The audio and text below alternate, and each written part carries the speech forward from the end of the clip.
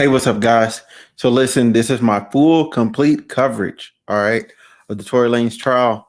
This will get you up to speed with everything that happened previously and some stuff that's happened now.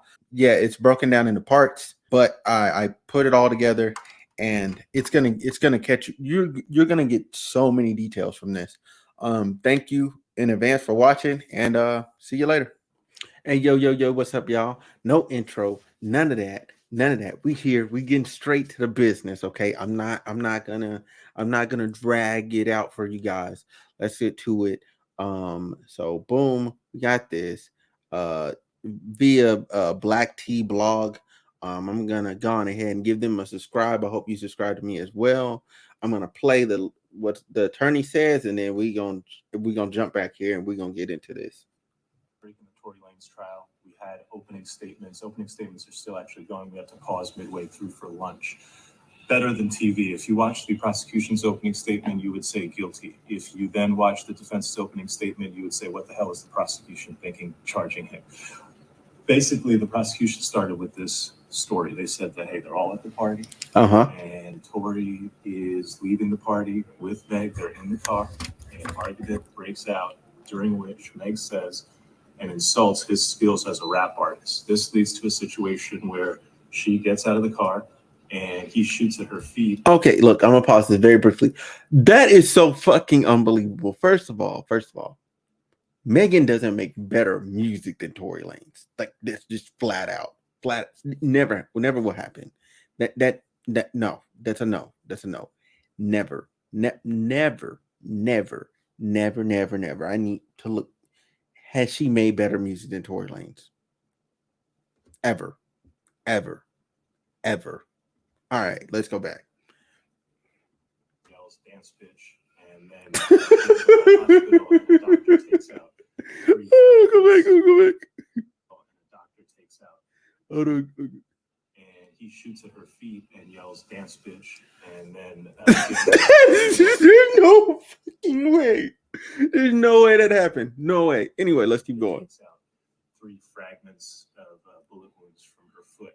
Now, if you just and the prosecution says that Kelsey, the other woman in the car, is going to testify that Tory shot Meg, and Kelsey has a text message where she texts somebody that, hey, Tory shot Meg. And then the rest of the prosecution's case is based on all these calls and texts where Tory's like, oh, I'm so sorry, oh, I'm so drunk. He never says that I shot him. He's like, oh, I'm just so sorry, I'm so drunk. So question what he's apologizing for. So that's the prosecution's case. Seems pretty easy. Then the defense comes up, and man, it gets spicy. First, the defense says, they're not telling you about half of what's going on. The most important thing they're not telling you about an eyewitness who saw 2 women fighting, Kelsey and Meg. And so let's talk about why them 2 were fighting. Let's talk about how she was in the front seat. The gun was caught in the front seat. Let's talk about how she might have gunpowder. She does have gunpowder. Let's talk about how this has nothing to do with the fight between Tory and Meg and everything to do with the fight between Meg and Kelsey. And then the defense starts dropping the bombs. He basically says that they're in the car. Yeah, they left. But do you know why they left? They left because Kylie and Tory were in the pool together. Right. And Kelsey and Meg both felt some type of way about that, to the point that Meg felt really some type of way about that. And she was really trying to go, to the point that eventually, because of how Meg is acting, this is according to the defense, Kylie Jenner goes to Meg Thee Stallion and says, it's time for you to leave. They all leave. The defense's point is what happens in the car is this. That's very believable. Kelsey, look, that sequence of events has not changed in any recount, okay? In any recount that anybody's made, not anybody, but as far as like Tory Lanez side, like it's been very consistent. The same sequence of events. The events that got them to the car, I believe it wholeheartedly. I believe it wholeheartedly that they got kicked out because Meg and Kelsey got to tripping. I fully believe it. Megan gives like the loud girl at the party when she's drunk or upset, and you just got to get out of there. You just have to. She just gives that energy. Like she probably like hella cool to turn on with as long as she doesn't get mad. But then this stuff, like she just ends up fucking shit up. You know what I'm saying? When she gets upset, you know what I'm saying? She's definitely somebody that can hold her liquor, but she seems to be somebody that may overdrink. Just throwing that out there. Anyway, let's keep going. Up Meg for me trying to, get it on with Kylie Jenner. Meg has been snaking men from you your whole life. I hooked up with you, Kelsey, and then Meg went behind your back and hooked up with me. Kelsey, this is not the first time. You had been hooking up with Ben Simmons. Meg went behind your back and hooked up with Ben Simmons. You have been Ben Simmons caught a stray. Ben Simmons caught a stray. This man trying to get his hooping. He's trying to get his hoop powers back together. He over there catching a stray. Okay, hold on. So y'all can hear that. Been hooking up with the baby. Meg went behind your back and hooked up with the baby. And so the defense starts dropping all these grenades. Yeah. The crowd is captivated. The jury's like, oh, what's going on? And there's every reason to believe there could have been a fight here, not between Tory and Meg, but between Meg and Kelsey. And the shooting could have not been Tory. It could have been done by any one of the other people in that car. What does all of this mean? Well, I'll tell you a couple things. First, Corey Gamble, Kris Jenner's husband, is going to testify, so this will continue to be must-see TV. Two, the judge is terrific. I expect a very fair trial. The lawyers on the defense side are terrific. I don't know what the government lawyer was doing, giving an opening presentation that made it seem like the most open and shut case ever, when in fact there are huge questions, including an eyewitness who saw two women fighting, suggesting that you have to explain that theory to the jury, and you didn't. So I don't love the prosecution's opening in that regard. All right, cool. Oh my God, I think I violated. But at the same time, like, you know what I'm saying? Like, and I'm finna share why I violated. Hold on. So why I think I violated one real quick.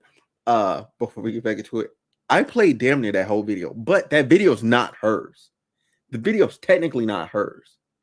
So technically speaking, I'm good to play your video because your video is not yours. Your video belongs to Lawyers for Workers. And y'all make sure y'all go check him out on Instagram, Lawyers for Workers. Okay, go check him out on Instagram. All right. I'm gonna let all them bombshells sit with y'all real quick. I'm gonna let them sit with y'all. What's up, guys? My name is Megan, and I help people move to China. If you like free health care, free transportation, and a free place to stay, and also traveling abroad, hit me up. My name is Megan, and I'm rocking with Homeroom with Smooth. All right, cool. Y'all make sure y'all go check out Megan. She actually has a YouTube channel called Megan Molden. You can go check her out. She's helping people get traveling abroad to China, and also like getting jobs there as well. She's definitely a plug. Like, she got millions of hustles like crazy. Like, she got like vending machines also. She's a hustler, like, bar none. So y'all make sure y'all go check her out. I think I'll just add her link to the description. But anyway, listen. Here's the thing though.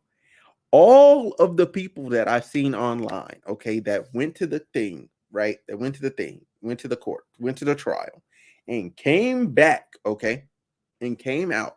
All the reporters, they're like, yo, this mess not looking like open and shut no more. This mess looking kind of, a little spicy, okay? Now, why is it spicy? Because for the longest time, you know what I'm saying?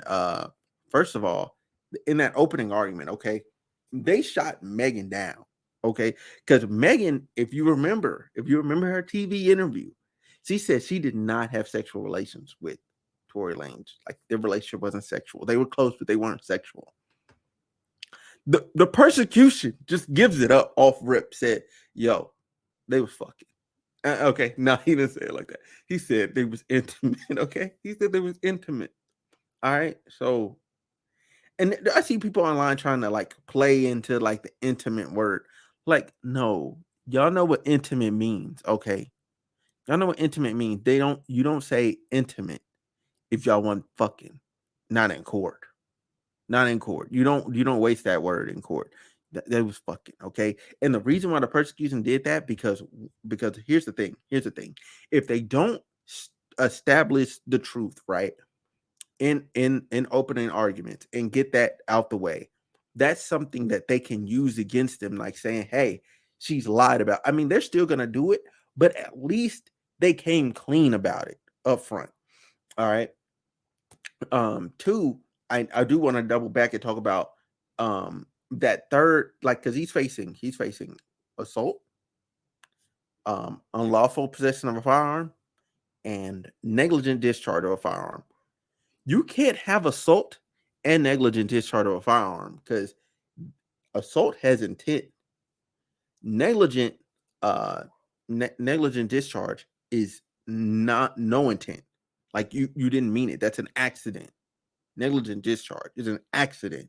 You accidentally shot off the gun. You accidentally end up shooting somebody. So basically, they're covering their bases because they're afraid. That's why they added the third charge. Because I'm 110% positive the persecution is afraid that they aren't going to be able to make the assault stick, because that being gun residue on Tory Lanez's hands and Kelsey's hands, and the fact that Megan and Kelsey did fight, and in the police report, oh man, I'm gonna in post, I'm going to add the police report. Okay, I'm gonna add the police report so y'all can check that out.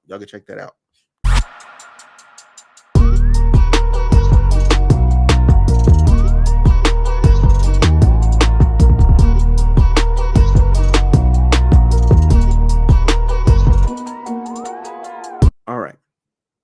So y'all seen the police report. The man said he saw them fighting. And then he saw one girl crawling away. Why was she crawling away? Because Kelsey got her ass beat, allegedly. Allegedly. I have to keep saying alleged. Allegedly. All this is alleged. Got her ass beat.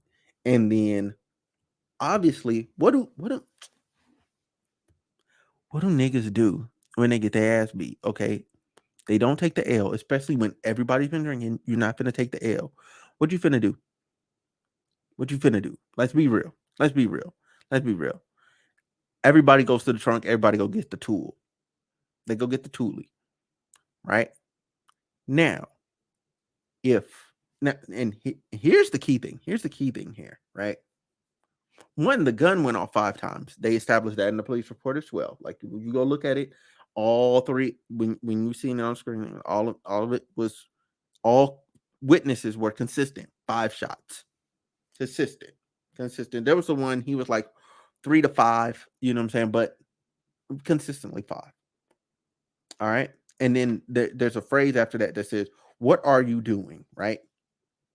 So there was no, I'm pretty sure if the witness heard "What are you doing," he would have heard the whole dance bitch dance. The dance bitch dance thing, lie, flagrant lie, flat out lie. It's colorful language. I fully believe that that in that particular instance, Tory was fighting with Kelsey over the gun. Okay, because it says that after the shots, there's 2 men hitting a woman, right? Hitting a woman to and then putting her in the car. Now, under normal circumstances, you were like, well, why would you shoot her? But if you then hear the shots go off, what are you doing? And then they start beating her ass to get the weapon away from her, because you got to remember, all these people are intoxicated, but the bodyguard. Everybody but the bodyguard is intoxicated. And Tory Lanez, while intoxicated, I believe he was a bit more sober, because he was salty. He was salty. So like I've been that type of like salty and mad, where you kind of sober up a little bit, because you're like, yo, what the, like I was on Kylie. I was doing my thing. Like, and anyway, I'm just playing devil's advocate. With Tory's side being what it is and being consistent, it's consistent. And then the other the other big bombshell that came out of this was the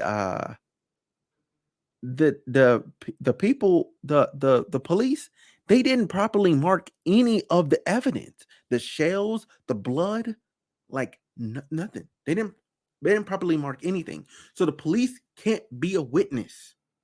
Like, the police can't tell you what happened after they got out the car. It's just vague. It's up in the air. It's up in the air. What happened? It's up in the air. They literally didn't do their job. So now, like, anytime they try and like tell you exactly what happened after the car, they can't even paint a picture. The government, they failed. The state failed. The state pushed this issue for no reason. Megan didn't push the issue initially. The state did. They're like, no, we're gonna charge this guy. But here's the thing: they're gonna lose. The state is gonna lose, and you know who else is gonna lose? Megan's gonna lose. Megan's gonna lose. And my thing is, Kelsey's gonna. So Megan's testimony is tomorrow. She if attorney is coming out like this, she's gonna have a rough day in cross examination. She's gonna have a tough day because I don't think he's gonna pull any punches. He's gonna go for the juggler. Like, Megan might cry in there, man. Like when you're getting like eviscerated in court, like, man, that's tough.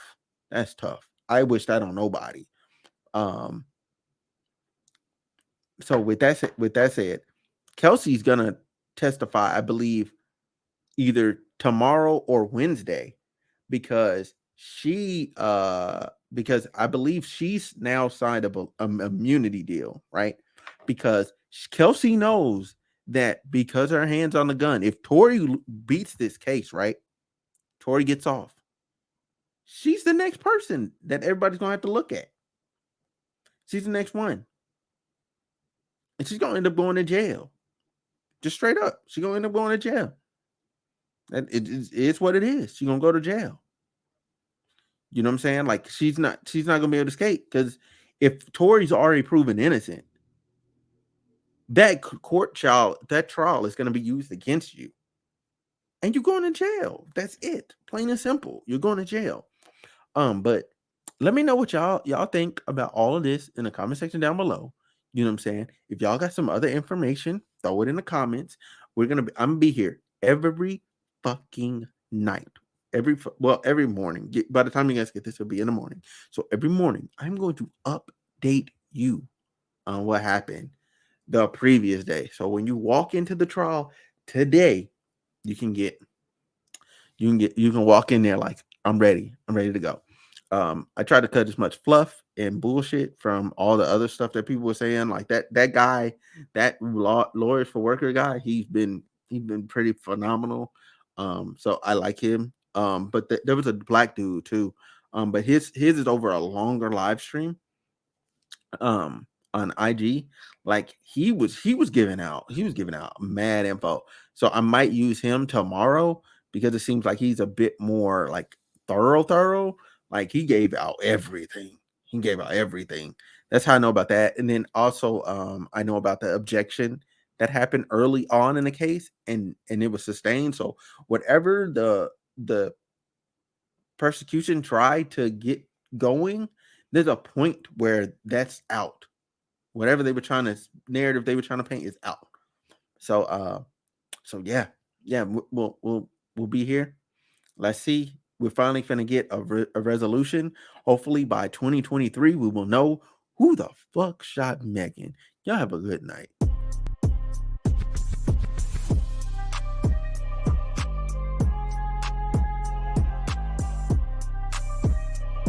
Okay, so look, boom, I'm back here. Recording this a little bit later, but it's okay. Y'all still getting it this morning. I'm gonna catch y'all up with day 2. I'm gonna catch myself up. I do want to start this video off with a pre-thing. Like, so previously, right, I mentioned there was this black dude, and I wanted to like like use his stuff in the video and like shout him out or whatever. Well, that nigga got to talking about lawyers. He got to talking about lawsuits, all that other stuff. So I technically didn't have to redo this video. Okay. So if you want to blame somebody, blame Mr. Dennis Byron. Okay. For he throwing out too many legal jargon, talking about, nah. And he was only just talking to like academics in them, but I ain't got time for that. I'm a small scale nigga. Like I I don't have it. I don't have it. Like if he sues me, I ain't got it. I ain't got it. So I ain't got time for that. So I'm gonna fall back to my guy again, Lord for hire.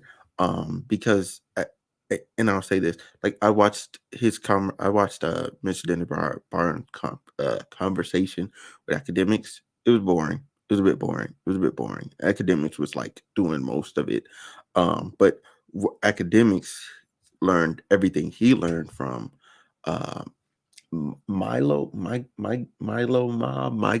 whatever the fuck that girl name is. But she not bad. She gave out a lot of juice. I have that content as well, and that was in the original, but I don't know how she feel. And if he already tripping, I don't know if academics and her are tripping. So I'm good. I'm good. I'm just good on it. Okay. I'm just good on it. So without further ado, let me get into it. I just had to prerequisite that because I just want y'all to understand, like there's other people doing coverage or whatever, and I wanted to, but they just not with it. So anywho, let's get to it. Let's get to it. Run it, Mr. Lawyers for Workers. I'm gonna put all his links.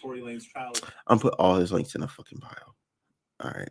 Put all his links in the fucking bio. Let's go.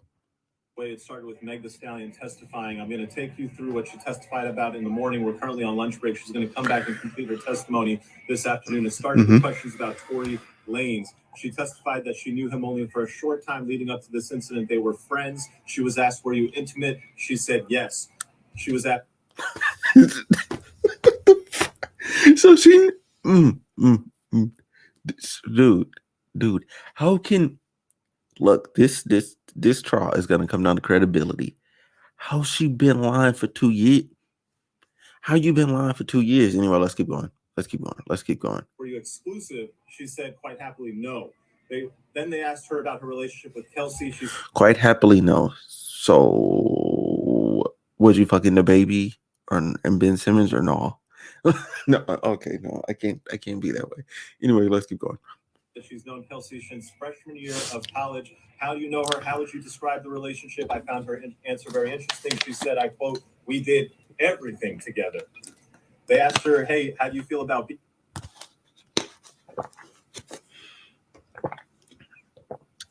I promise we're going to get through this video. We're going to get through this damn video. Anyway, I'm not going to interrupt. I'm not going to interrupt him too much more. I'm going to let him go. Here today, she was struggling through the testimony. I was a little surprised at her answer. She said, I don't feel good. I can't believe I have to come do this. Not really sounding like a victim to me. She's a strong Black woman. That's the image that the jury, I think, would have gotten of her. And I expected her to say something more like, I'm here for justice. I'm here to tell my truth. That man shot me. They asked her about when they left the party and when Tory got there. So she explained that initially she had gotten there with a larger group of people. Then later she asked Tory to come. By the time Tory got there, it was a lot fewer people. And then towards the end of the night, they asked her who was left. And she said it was basically just me, Tory, and Kelsey. And then we got in the pool. Then she said that when they were in the pool, her wig started getting loose. It was coming off. She felt uncomfortable, so she wanted to leave. She told Kelsey. Her and Kelsey went to the driver and said, hey, we want to leave. And this brings up the first point of contention where, according to Meg, the driver said, I won't leave without Tory. Now, obviously, Tory's team says Meg said she won't leave without Tory. And then the person actually, the defense attorney asked, well, why didn't Tory want to leave? And everybody was waiting for the answer to that question because that's the whole Kylie Jenner angle. Unfortunately, defense objected. The judge said sustained. She didn't answer the question, why didn't Tory leave? The whole situation in the car. She testified that, hey, look, we all got in the car. I got out. An argument started to break out. Basically, Tory started the argument. I was shocked when she dropped and admitted that this argument started with Tory saying to Meg, hey, why are you snaking your friend like this? And basically revealing that he had hooked up with both of them, that they had been cheated on by him. And this sort of led into the whole... That's been a fact. I don't know why Meg been lying about a lot of stuff, bro. a lot, a lot, a lot. Even the persecution, a lot. Like, bro, like that's where we at. We at what? We at 3 lies now. We at what, 3? We at 3 lies. Keep going, bro. Big fight. At one point, she gets out of the car, but then she did get back in because they convinced her to get back in, and then we get to the shooting. And here, there was some shocking stuff. So here's some of the key stuff. One, Meg described, hey, look, I got out of the car, I looked back over me, and then I saw Tory holding a gun, pointing it at me, and he shot me after he said, dance bitch. But then, this is the prosecution asking the questions, and even in the prosecution asking the questions, she said stuff that makes you scratch your head, which leads you to believe that what's going to happen under cross-examination. The prosecution asked her this: where was Kelsey when Tory was doing the shooting? You know what Meg said? Meg said, I didn't see Kelsey. I only saw Tory. Question: was she in your field of vision? Because she's right there. Where was she? If you can't answer that question, that doesn't seem like it adds up, especially not in a case where the theory from the other side is that there was a struggle and that Kelsey was the one who let off the gun. If the victim can't tell you where Kelsey is, that seems highly problematic to me. The other parts of the testimony that were a little bit confusing is they asked her, where was Tory? Was he standing on the car? Was he standing on the ground? And she said, well, he was shooting up over the window, but I don't know if he was standing on something. And they asked her, how tall is he? She said, I think he's like 5'3" or 5'4". He's taller than that, but that's not tall enough to shoot over the window of an Escalade while standing on the ground. Listen. I'm at least, because I've seen Tory in person, I at least got like 2 or 3 inches on Tory. I can't shoot over the top of no damn Escalade like that, standing on the ground. So I know damn well Tory Lanez short ass, because he's gonna give him a little bit more credit that he's taller. He's not. He ain't shooting over that. I'm dead fucking serious. He's not. He's not that fucking tall. He's not taller than me. Okay, y'all. He's not taller than me. So ain't no way. Anyway, let's go. And then they asked her, hey, was he on the passenger door, or was he on the front door or the back door? That's the thing. She said she's on the passenger side, and they were like, all right, well, was it the front door or the back door? She said, I don't. The other part of her testimony that I found a little confusing, it didn't mesh with what the prosecutor said in his opening. The prosecutor said in his opening that Kelsey went to where Meg was, and that after Kelsey went to where Meg was, after Meg had been shot, that Tory was approaching them. Meg's testimony today was different. Meg's testimony was not that she got shot, she went away, and then Kelsey went to where she was, and then Tory came at the two of them. No, Meg's testimony is she got shot, she went away, and then she saw Kelsey and Tory both coming to them. Again, does not add up. We finished with, why did you not tell the police the truth? And this was very interesting, whereas typically prosecutors are in the business of supporting police officers. Here, they elicited testimony where Meg said, look, I didn't tell the police the truth because this was around the time George Floyd had been shot, and I thought if I told them the truth, they were going to shoot Tory. I didn't feel safe with the police. And I thought this was kind of weird, but she said it. She said, I'm a member of the Black community, and in my community, we don't cooperate. What do I think? I think that the rest of the direct testimony is going to come out. It will be interesting. I think the defense attorney has a lot of room. Hey, what's up, bro? I think the defense attorney has a lot of room to poke holes in the story. And I think the rest of the witnesses are going to say things that the defense attorney is going to have to show that it doesn't all add up. That if Kelsey was right there, how is Meg Thee Stallion going and telling you that when I turned around and I saw Tory shot me, I have no idea where Kelsey was? Yeah, that don't make a lick. That don't make a lick of sense. Hold on. I'm gonna let that sit with you. I'm gonna grind through the rest of the information. Then I'm gonna talk about what I've seen in the other streams, and then that's gonna be that. That's gonna be your day 2 wrap up, okay? Your day 2 recap. So hold on real quick. What's up, guys? My name is Megan, and I help people move to China.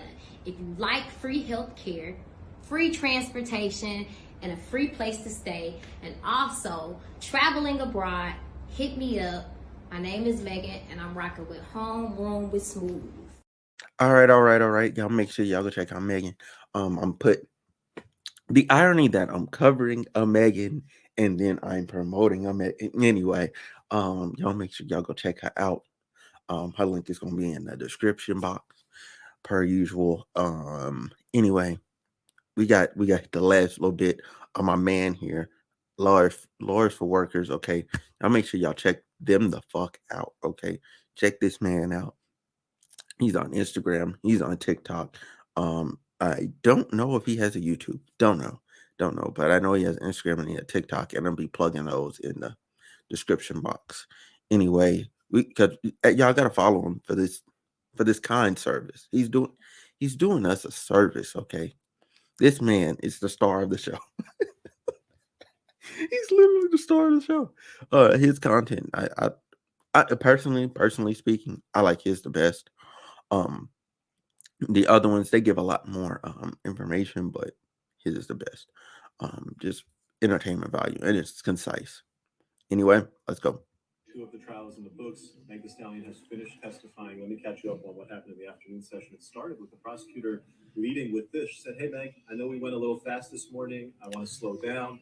And Meg said, "Yeah, I was a little nervous." And then Meg actually said, these are her words, she said, "I want to feel strong. I want to come off strong," and I didn't. And then she proceeded to testify, and she did come off a lot stronger, a lot more sure of herself in the afternoon session. There were powerful moments talking about, "He shot me," talking about the pain and the trauma and the emotion this whole situation has caused her, talking about how she initially did not want to do this. She wanted to try to protect Tory. And so there were very powerful moments in the testimony. She explained that ultimately she did decide to go to the police and say that Tory was the shooter because of the false narratives that Tory had put out there. In her mind, she felt like she was a grown woman. She shouldn't have been hanging out with these people, getting involved in this mess. I'm not quite sure who these people that she was referring to when she was like, "Oh, I should be hanging out with them." She was hanging out with like Kylie Jenner, her assistant Tory Lanez. So I guess she just meant Tory. I thought that statement was very indicative about how Meg feels about this whole situation, which is basically that she did nothing wrong, she had nothing to do with this mess, and she just wants to be completely removed from the whole situation.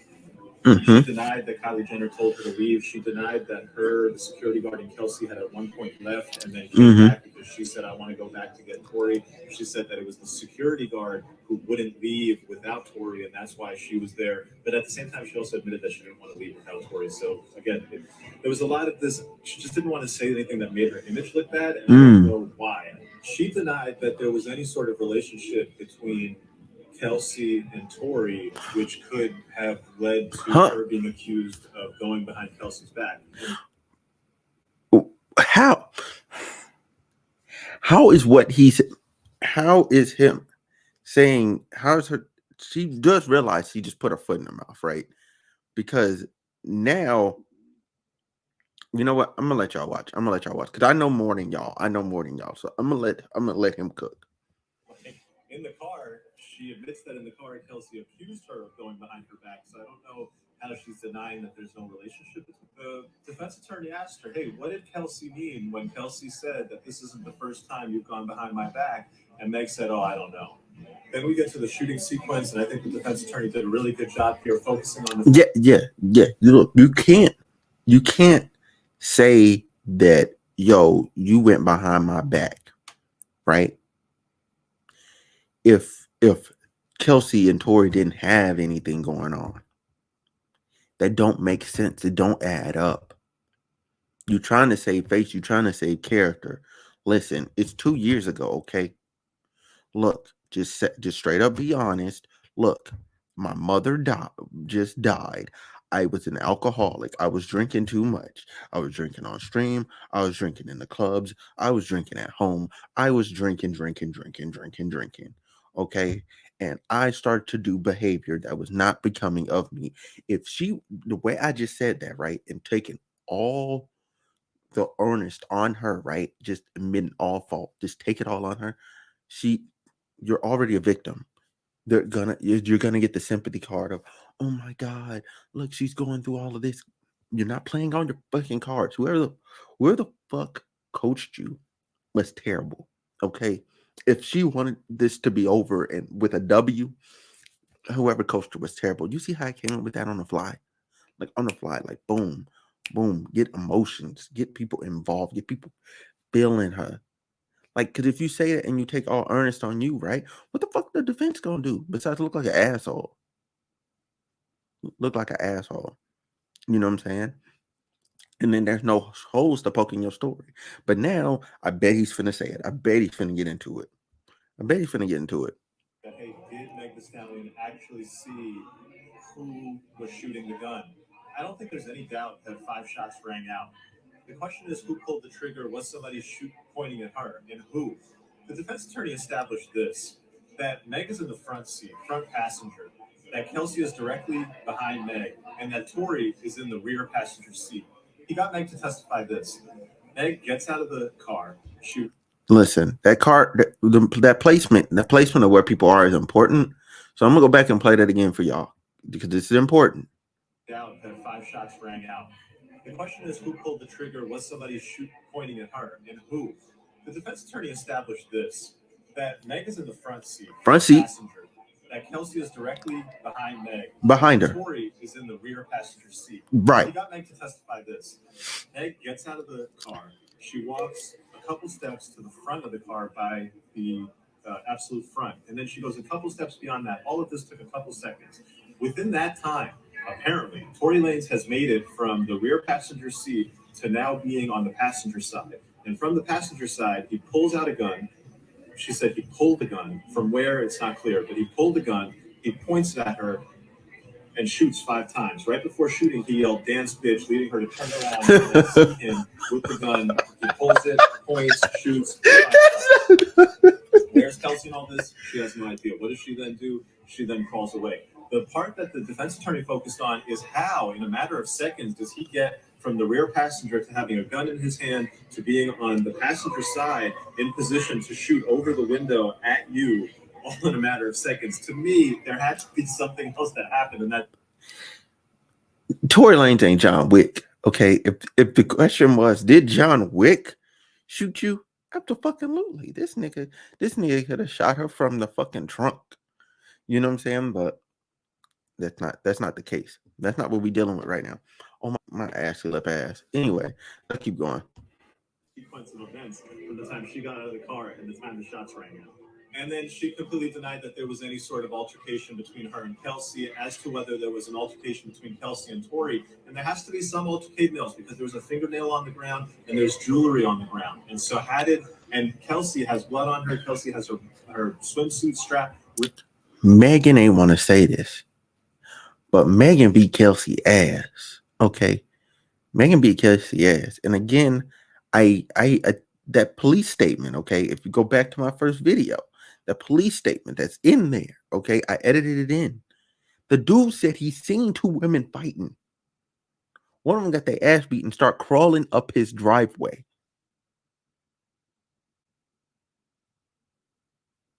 And you're saying there's no altercation between none of y'all? Bruh, she just lying for no reason, bro.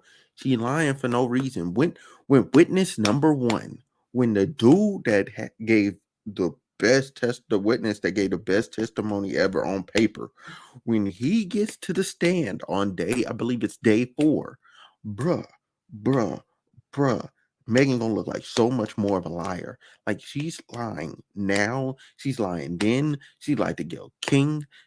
This don't make no damn sense. Just tell the fucking truth so we can be done with this shit. Because honestly, if she came in, she told the truth, and she still said Tory shot her, he's going to fucking jail. Because that's how it works for niggas. He's going to jail. But right now, he's not going to jail. He's probably finna fucking skate because her credibility is ass. And Kelsey gonna get up there. Her recount gotta match Megan's recount. That's not finna fucking happen. It's not gonna happen. It's not gonna happen. And plus, the persecution already gave a different angle. Like, the only narrative that's fucking consistent, the only one that's consistent is Tory's. And that's the only reason why I'm rocking with it, because it's fucking consistent. That's it. Like, it's not like, because women, I gotta rant real quick. People be like, "Oh, you hate women." I'm like, no, the fuck I don't. I don't fucking hate women. I love women. All right. I love people in general, especially black people. But god damn it, stop fucking lying. Megan just lies too damn much. That's it. That's all. This whole thing is just a lie. It's always lies that got us here. All lies that got us here. So how did that all happen? And apparently there was a bump. She says that I saw a bump between Tory and Kelsey. And nigga, I don't give a fuck how hard you bump somebody. Hell, you can football tackle somebody. You're not breaking the strap on somebody's top. You're not pulling off a fingernail and them bleeding. Like, and there's blood everywhere. No, that's not that works. You don't just bump. You know what I'm saying? If that's the case, there'd be casualties at Walmart every day. Yes, the prosecutors will use that to establish why Kelsey has got her strap ripped and jewelry on the floor broken and a fingernail lying on the middle of the street. Bottom line, her testimony was strong. It was powerful. It was a victim telling you that a man shot her. All right, so from here, I think there's two important issues with this case. One, what are the other witnesses going to say? What's the driver going to say? What's Kelsey going to say? And what is the neighbor? There was a homeowner who lived there, who was in the house that is very close, very adjacent to where all of this is unfolding. He would have seen and heard a lot. He's going to testify. The other thing, the defense did a really good job of establishing that, hey, next timeline here of in a few seconds, Tory gets out of the rear passenger, gets onto the passenger side of the vehicle, yells, "Dance bitch," pulls a gun, lets out 5 shots. That there could have been a lot more that happened there in that sequence, because that's a lot of things happening in a very small amount of time. And it is not clear from Meg's testimony that a jury would go ahead and say, oh yeah, that man pulled a gun and he was shooting at. I can see the jury looking at that testimony, looking at that sequence of events, saying that doesn't add up and that means reasonable doubt. We're looking at it and saying, well, okay, maybe something happened here, but did this guy intentionally pull a gun and shoot at this woman? No, maybe there was another shooter. Maybe there's another explanation of how those gunshots rang out. All right, cool. Hey, you know what I'm saying? Again, go check out Lawyers for Workers. Damn, this video's fucking long. Fuck. I wanted it to be shorter. I really did, y'all. I really did. I tried, but I had to give y'all everything. My original version, I managed to get it down there. Anyway, fuck the original. So look, y'all. Here's the key thing. Here's what's fucking important. All right. So from whatchamacallit? Hold on. I'm gonna play. Since I have it, I'm gonna play just a little bit of the audio, just a little bit. Because they outlined how they moved the things. She had EJ go pack her shit up. Victoria, why you didn't fucking leave with him, who you came with? They said, did Tory or Quan even know that you were supposed to be riding back while you was putting shit in that car? Did y'all agree to that? She said no. So this is like a power. Who do you think you are to take over a nigga fucking vehicle and move your shit in his car? Basically, is what I was picking up. So did she admit that pretty much they got loud and Kylie kicked all of them the fuck out? No. She said she wanted to go because her wig was slipping. Acknowledged it happening in Kylie's house. She said that she recalled having a purse and that the luggage could have been Kelsey's in the car. And Kelsey, you need to be paying attention to that, because the whole thing is people asking all these damn questions about all these bags and shit up in this car, to me, to imply that this weapon could have been anywhere and all that kind of shit. And Megan sat up there and said there might have been Kelsey bags. She denied the damn bag. Even when they showed her the bags, she said, I got a lot of bags. She never claimed the shit in the car. So, girl, keep that in mind, because I know your ass sitting up watching someone, girl, and good luck tomorrow. So, now they trying to paint the picture. That fucking shit. That girl, buddy, she said, "Good luck tomorrow." Okay, I just wanted to play y'all that a little bit, and y'all can see that on an academics page. On an academic page, he has that. I ain't messing with them like that. Like I ain't trying to play them games. Especially them YouTube copyright claim and all that. I ain't got time for that. The most important thing is, with everything that's said in the timeline that she's presenting, where the fuck is Kelsey?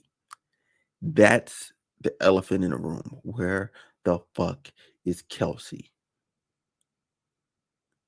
She's like, I didn't see her.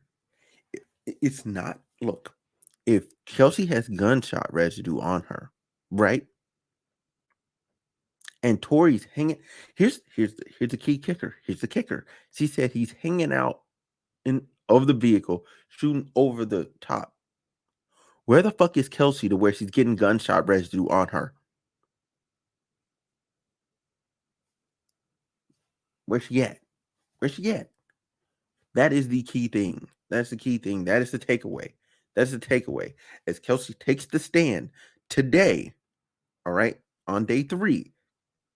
This is your day 2 recap. Where the fuck is Kelsey? Keep that in mind as you watch everything today. Where the fuck is Kelsey? All right. I'm gonna do a little extra. Y'all can get a little bonus video. Y'all can get a little bonus video because I'm gonna find a way. I'm gonna find a way to make content out of this. I watched an hour of a fucking live stream. I watched an hour of a fucking live stream. I watched an hour and a half of another one, and I got content. Okay, and these niggas playing with my emotions. All right. I'm gonna find a way. I'm gonna get that shit to y'all. But thank y'all for watching. Hope y'all subscribe. I'm up out of here. This has been your day 2 recap on Homeroom.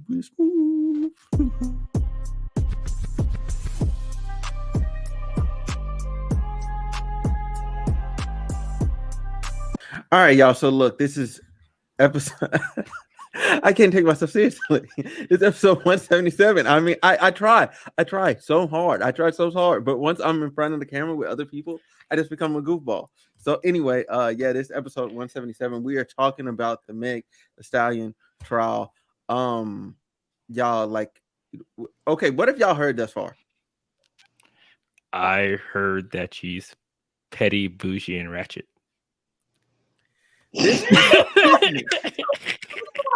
No, my fucking wow. Oh, and she's a savage. Wow, this guy.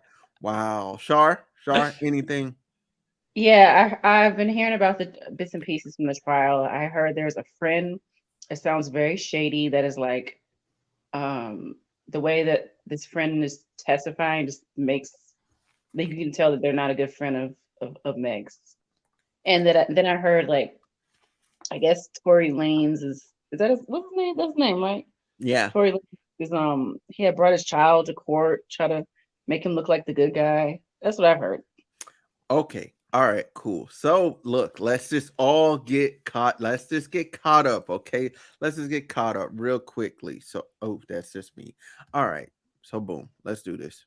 You heard the bombshell from this morning. Let me catch you up on the rest of Kelsey's testimony. They asked her, how are you feeling? She said, I don't want to be here. They asked her, what's triggering you? She said, quote, lies from Megan. She was asked, what lies? That I betrayed her, that I am a bad friend, that I took hush money. Was asked, how do you feel about the allegation that you shot Megan? She said, that's ridiculous. She was asked, how did you meet Tory Lanez? Me and Meg both met him at the same time at a Rock Nation brunch. She continued that after they met, Meg wanted to hook Tory up with Kelsey, that did happen, that Kelsey and Tory were engaged in an intimate relationship, that Kelsey got COVID, went back to Texas, and during the time she was back at Texas, having left LA, Tory and Meg started getting it off. They talked about the night of the incident. They got to Kylie Jenner's house around 3 to 4 p.m. She was a great witness, by the way. She answered everything extremely knowledgeably, extremely truthfully. I believe every word she said. She never seemed like she was trying to hide something, except when she pled the fifth, of course. Now, she's clarified this was not a party. Those were just people hanging out. There was maybe 5 or 6 people before Tory got there. There was a lot of alcohol. She said at one point she did pass out. When she woke up, Tory was there. They were all in the pool. They were having fun. She confirmed a lot of the speculation.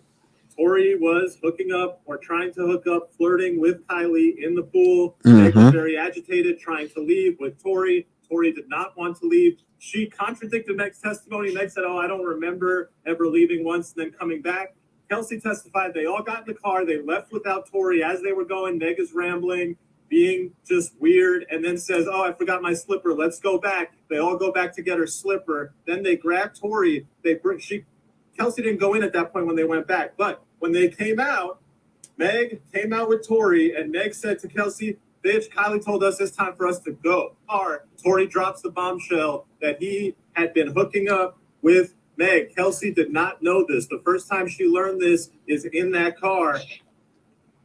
That's when the argument ensues. That's when just lots of arguing is going back and forth. The prosecutor really tried to pin it down and make it look like the argument was only between Tory and Meg, and Kelsey was adamant that everybody was arguing with each other. It was a mess. She confirmed that Meg was dissing Tory's career and his skills as an artist. This stuff all crescendoed. The prosecutors asked her about, was there ever a threat made by Tory to shoot? She said yes. Prosecutor asked her, what's the context? She said, I invoke my Fifth Amendment right.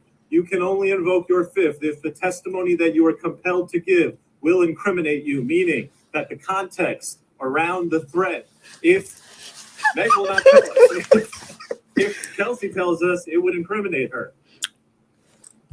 All right. So, what you think? Meg's not the only savage. Oh my God, this dude, he's still run. I think Kelsey's a bad friend. That's what I think. Yeah. What? How? Hold on. Wait. How do you get that she's a bad friend? If this is the truth, if she's telling the truth, how is Kelsey a bad If she friend? shot somebody, she's a bad friend. I don't think she's telling the truth. Honestly, from what was just shared, I don't think she's telling the truth. Who? So who do you think is telling the truth? Kelsey started off with, "I don't want to be here." So at that point, she's gonna make the story sound like Meg is the bad guy.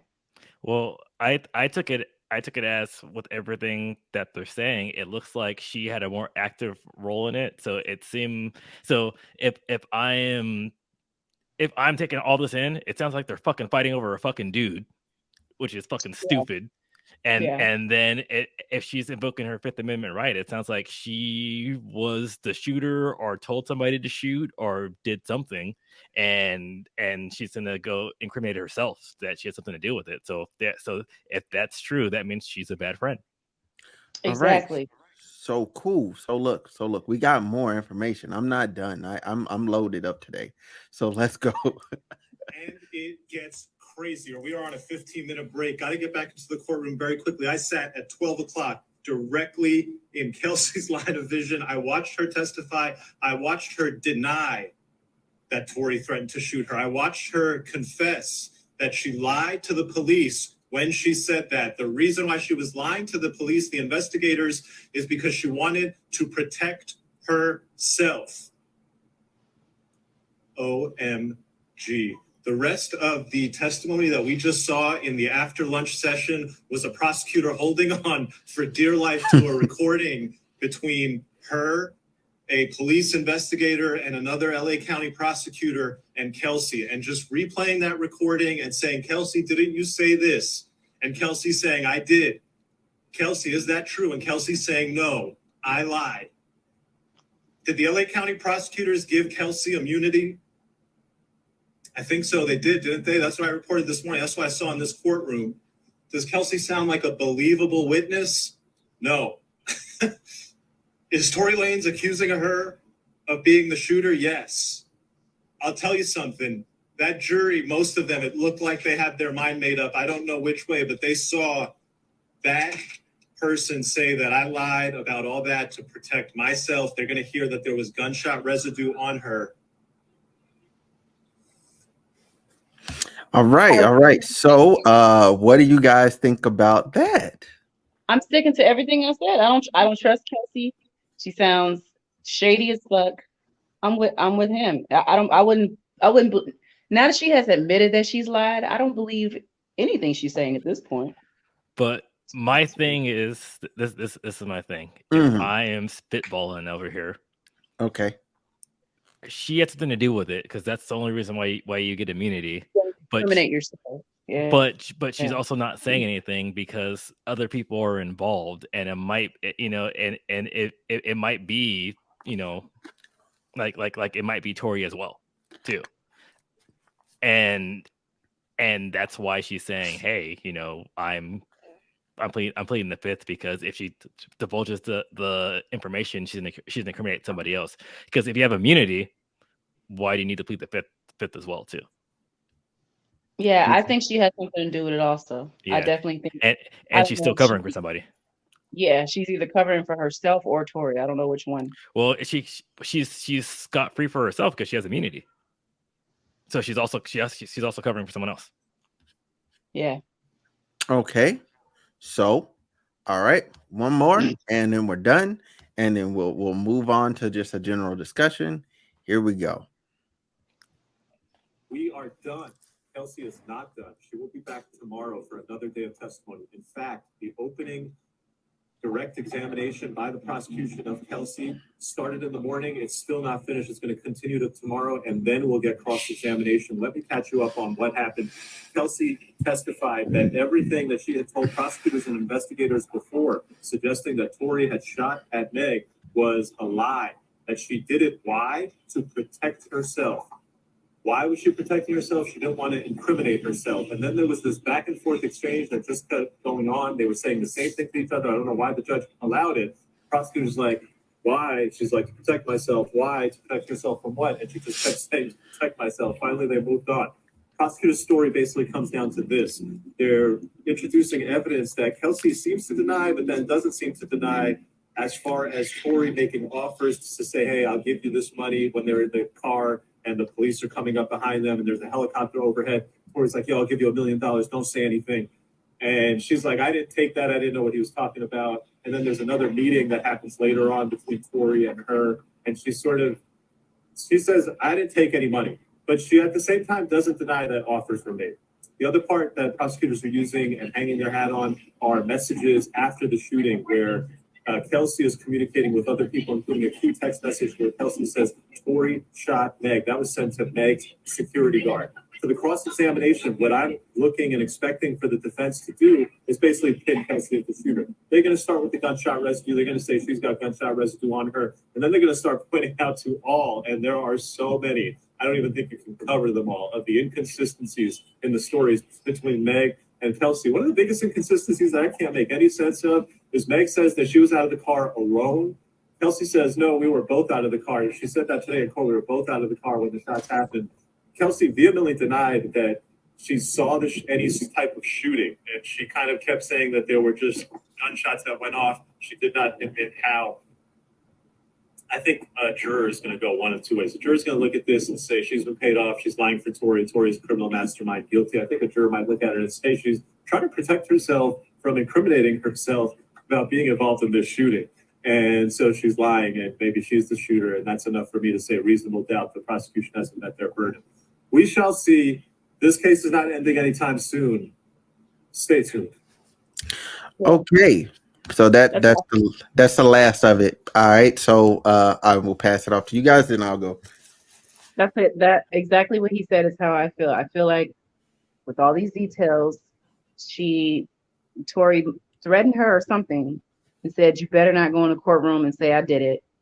And she feels at danger right now. Whatever he said to her, she can't say too much because she feels like she's going to get caught up. And yeah, that's my stance on it. Okay.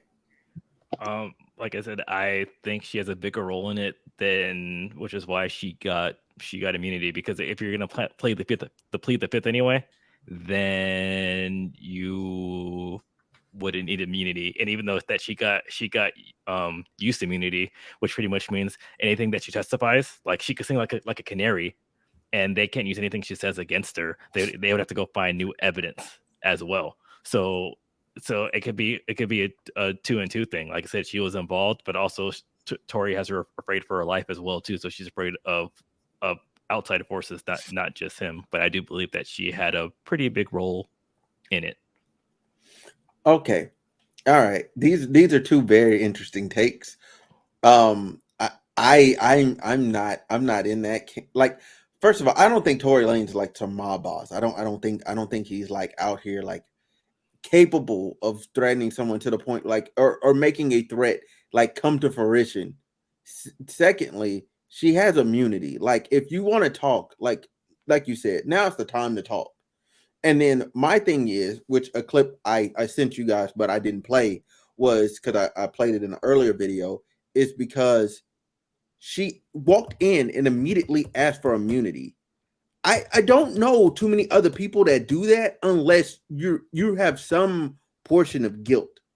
If when you walk in and that means you know the story that's in your head, the recount of whatever really happened, you're partially guilty of. Which leads me to more so thinking like they like there was some type of wrestling over a firearm. They had to be, because if she's outside, as she said, when the gunshots went off, that means she was really, really close to the gun. really close. There's no way like you're just standing in the middle of the street and you just get gunshot residue on you just because somebody's shooting. That's not how that works. You have to be within a certain space. So she had to be really close. That's how I feel. That's how I feel about it. Now, does this mean like Tory's innocent? No. Like, I'm not gonna sit here and say he's innocent. But at the same time, I think that's why the prosecution added the third charge of negligent discharge, because they knew they couldn't prove intent.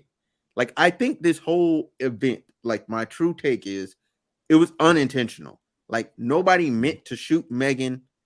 I think there was just a lot going on. People were drunk. One comment had me crying. It was like everybody was drunk, high off coke. You know what I'm saying? Like, on Molly. Like, what do you think happens? Like, I'm surprised it didn't happen at Kylie's house. I was like, okay. I was like, got a good point. Because the gun was left in the car. That's why she's like, no guns allowed. Yeah, that's true. That's true. You're not finna walk in the Kylie house with a gun. You're not walking around the Kardashians with a gun, unless it's security. Like, this is not happening. This is not. I just don't see it because they already have security, like all the time. I think they're always filming. Like, aren't they always filming? That's probably the other reason why it wasn't in there, because everything's all filmed. Because then we would know who did it and who got. Yep. My other thought process is like, what was she really thinking? What was she really doing? Like, because there's a witness statement. The number one witness, his statement is that the two women got to fighting outside the car. Yeah, which is in line with their story, because it seems like they were fucking fighting over Tory, and then so Tory's like, oh, guess what? I'm hooking up with Megan anyway. And then it seems like she was like, why are you trying to hook me up with some guy that you're already smashing? Mm-hmm. Yeah. So it seems like they were fighting over a guy, and even if Tory's not a mastermind, it's the fact that it seems like because she's able to divulge all the information in her case, that means that's evidence that they found through the case, that they can't try her for that because she has use immunity, which means and that's what makes me believe that she's obviously covering for someone else as well, because she's covered, but then she's not going to say anything that could further incriminate her even though she has immunity, because it could implicate somebody else and they could use that testimony. I mean, that's fair. That's fair too. Yeah. But I don't know whether Tory had the gun initially, or I said this earlier, if they were fighting, because Kelsey's fingernails is on the ground, her jewelry's on the ground, she's bleeding, and she has jewelry, she's bleeding, and something else. There's some. Oh yeah, and her strap to her top is like ripped. It's ripped. It's torn. So I know niggas. When you get your ass beat, you typically like, oh, you mad still? You go grab the gun.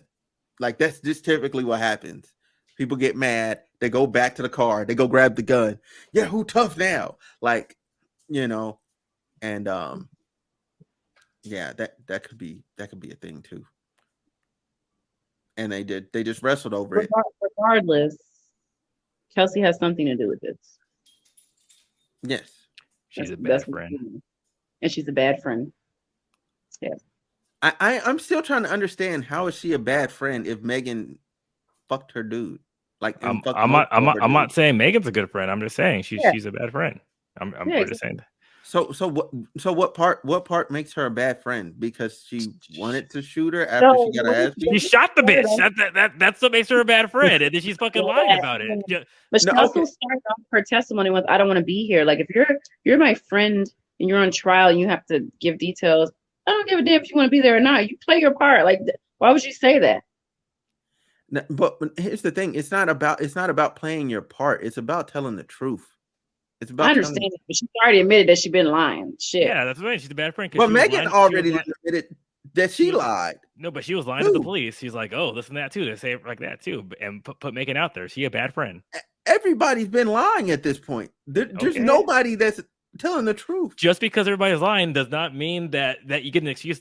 That it doesn't make you a good friend. You're still a bad friend. No. But I'm just no. So wait. So what do y'all want? Do y'all want Kelsey to like fully just be in Meg's corner? Is that what she's supposed to do? She should have told the truth from the beginning. That's being a good friend, and she didn't. So she a bad friend, and she's still lying. So that's what y'all want. Y'all wanted her to tell the truth from the beginning, so we don't get to this point. Pretty much, be a good friend. Yeah.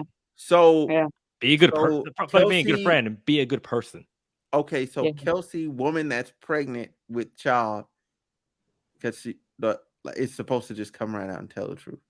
Yeah, and go to jail. It seemed like the way she asked for immunity, she's just going to jail. Yeah, I'm saying shit at this point. I mean, damn, y'all different. Y'all different. We're saying be a good friend. Y'all is different. Be a good person. Y'all different. Okay, so hell, or guess what? I got a better thing. Just walk away. If you're upset about shit like that too, walk away. Because I will say there's no chick, no dude's even fucking worth it. Just walk away. Because guess what? Now she has to go cry for immunity, and the thing it's use immunity. So then if they go find something else, they're gonna get her ass anyway too. So yeah, I know the persecution is like pissed though, because they probably just in there just like, because it ain't been the easy, like their opening statements the way okay, so first of all, like, so from the jump, the opening statements, right? Megan contradicted something that was in the opening statement. To be fair, the opening statement contradicted Megan's interview that she did where she said she wasn't intimate with Tory.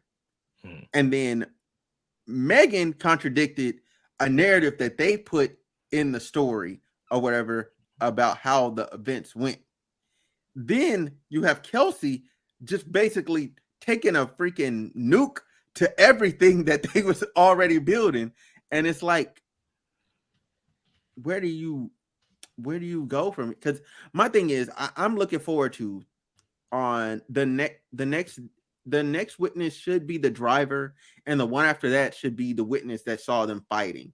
And I think that witness that saw them fighting might be able to finally put, like, once you get him in the driver's perspective, actually like bring this story whole in a way. Because the part we're missing is what happened when y'all got out the car.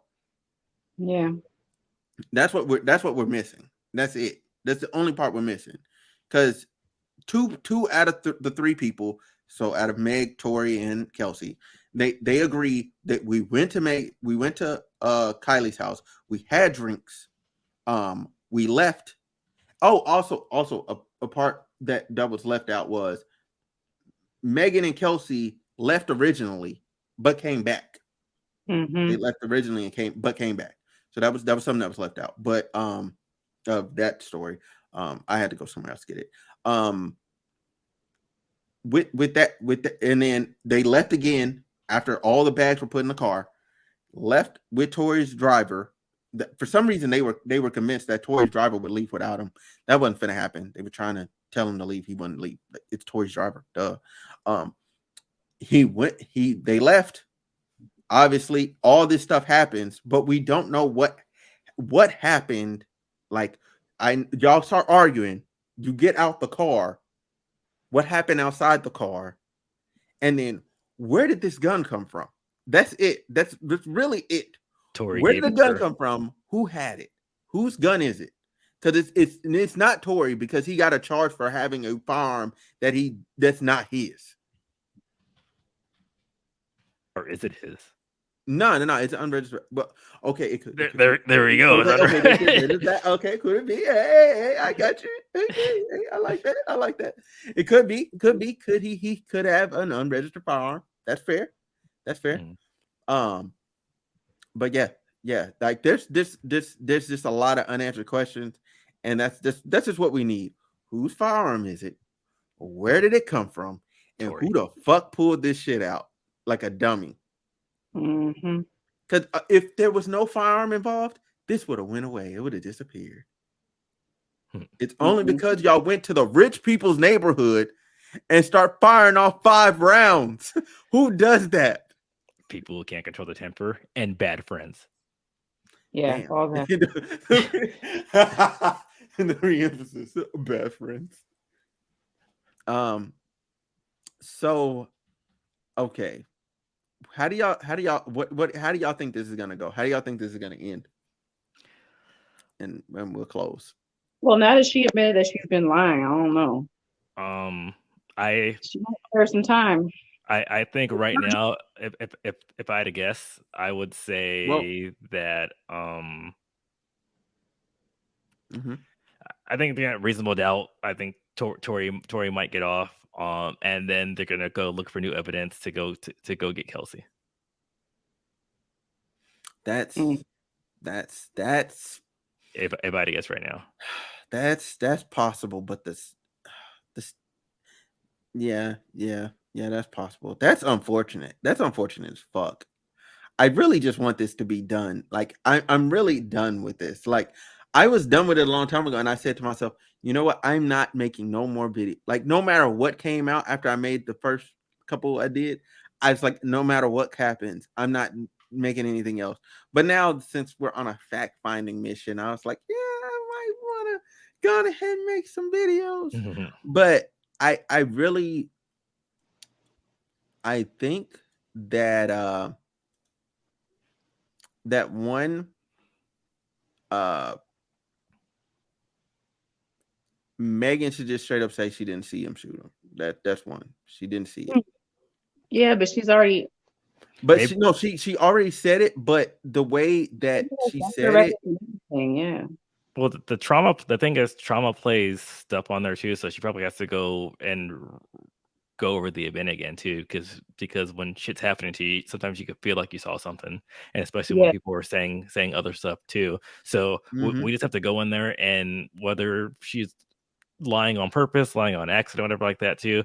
When stuff happens to you, you have to remember that you're often not the most credible witness, because along with the facts becomes the trauma, and that's fair. So I think unfortunately someone else has to come forward. Okay, so yeah. That I agree. I agree with what you just said, because she said when she looked, she didn't see Kelsey, but when the shots were fired, if Kelsey's right there to get gunshot residue, you have to see her. Like that was my only problem with Meg's testimony, was like, if you got gunshot residue on you, you're near a gun. You're really close. Like you're really, really close. Like no matter what, there's no way you're not seeing somebody else if they have gunshot residue on them.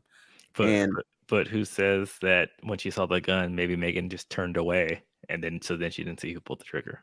But that's just me playing. But I mean, that's inconsistent with her own testimony. I'm just saying what she said. I'm saying that trauma though. That trauma. I'm already taking out her. That's fair too. But I mean, this is court though.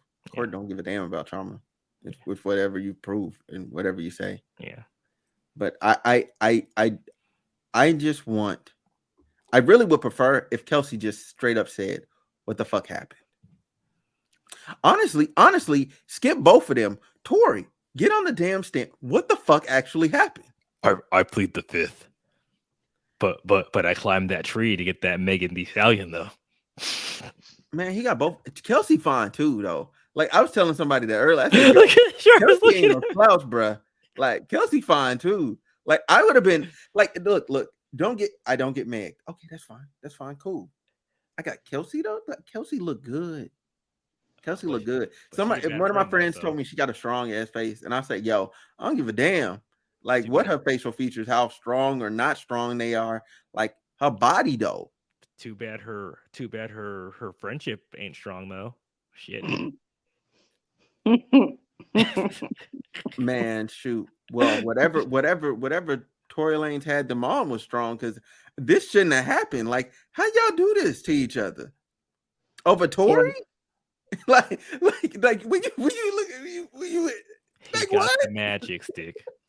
He could hit once. He could get twice. He got the Oh my god.